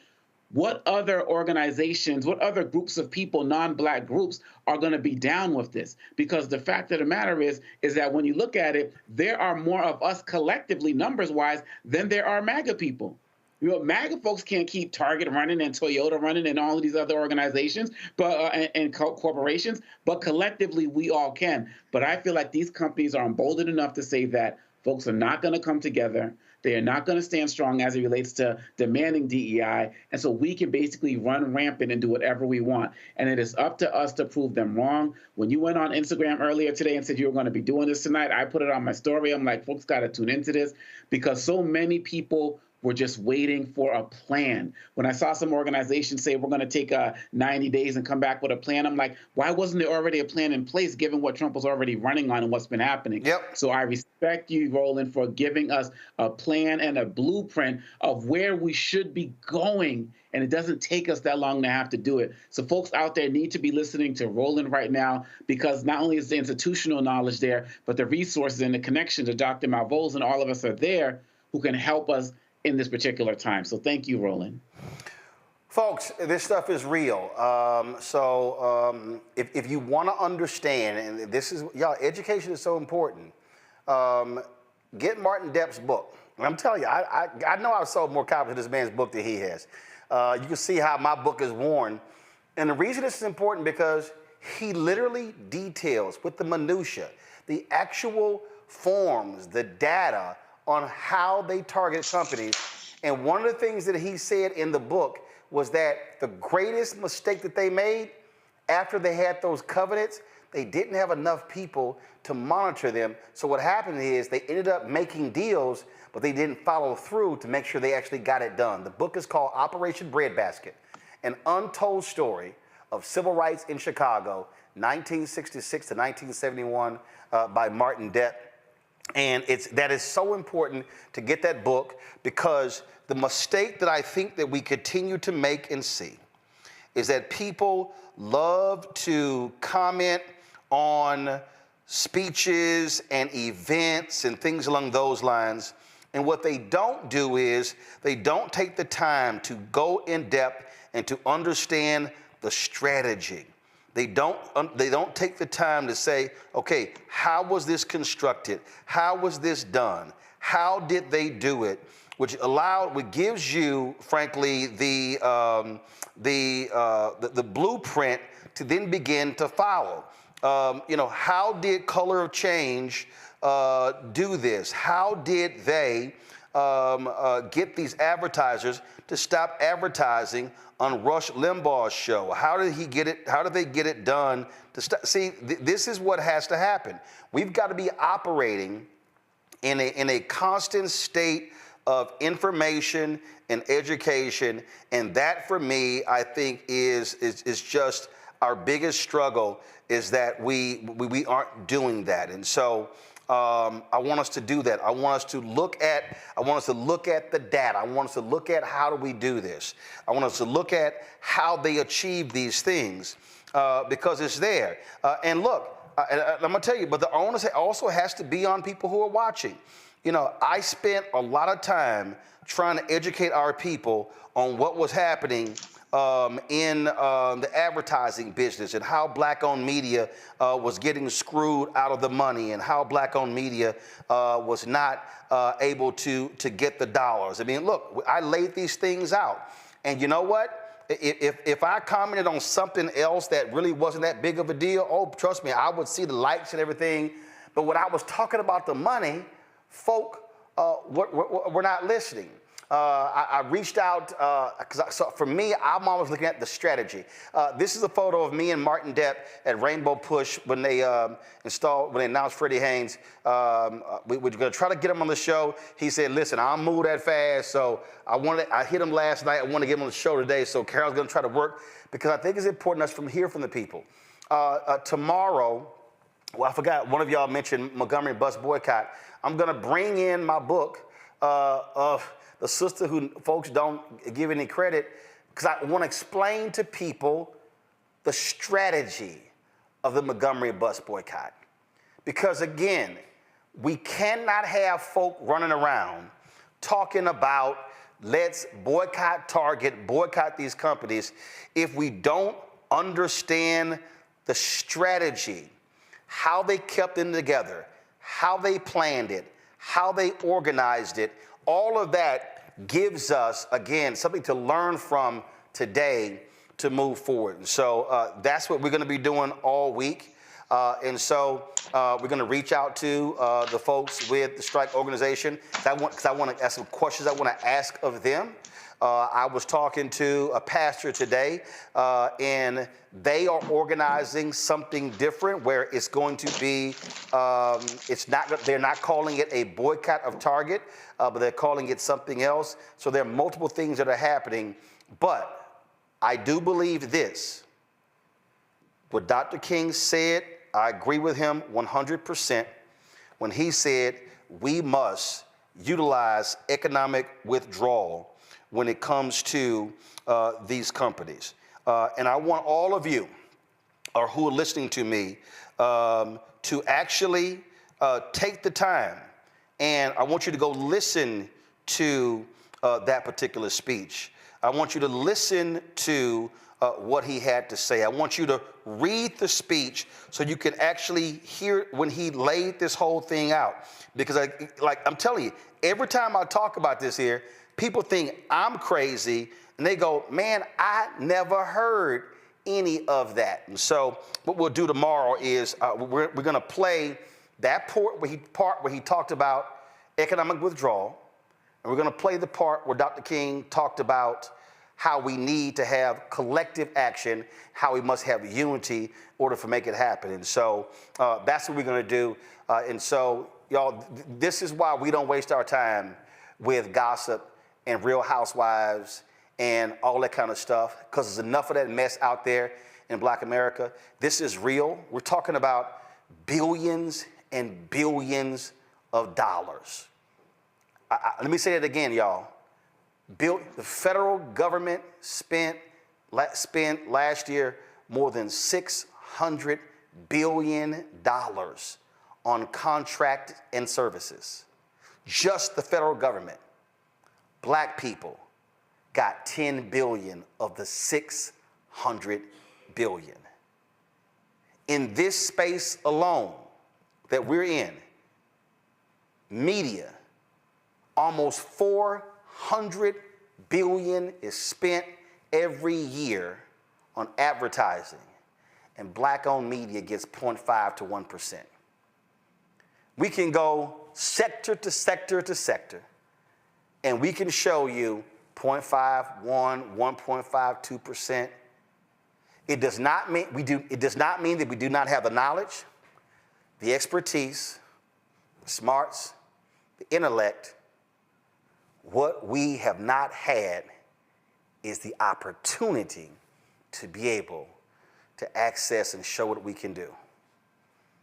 And in America, if you want to understand America in a nutshell, only in America can you go from an esteemed, retired, 4-star general who was the Secretary of Defense to a Fox News host who's a white guy. That's America. And that's what we up against.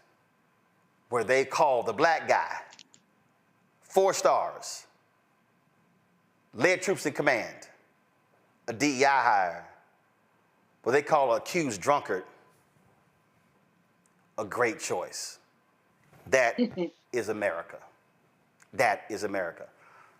Joe, Julian Omokongo, I appreciate it. Thank you so very much. Folks, the work that we do is critically important. Your support is critically important for us to continue doing the work that we do.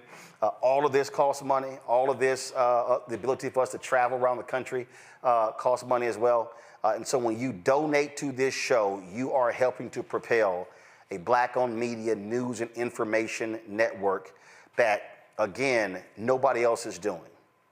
What I have just laid out for you in the last 1 hour and 15 minutes, you're not seeing this at Essence, Black Enterprise. You're not seeing it at Blavity.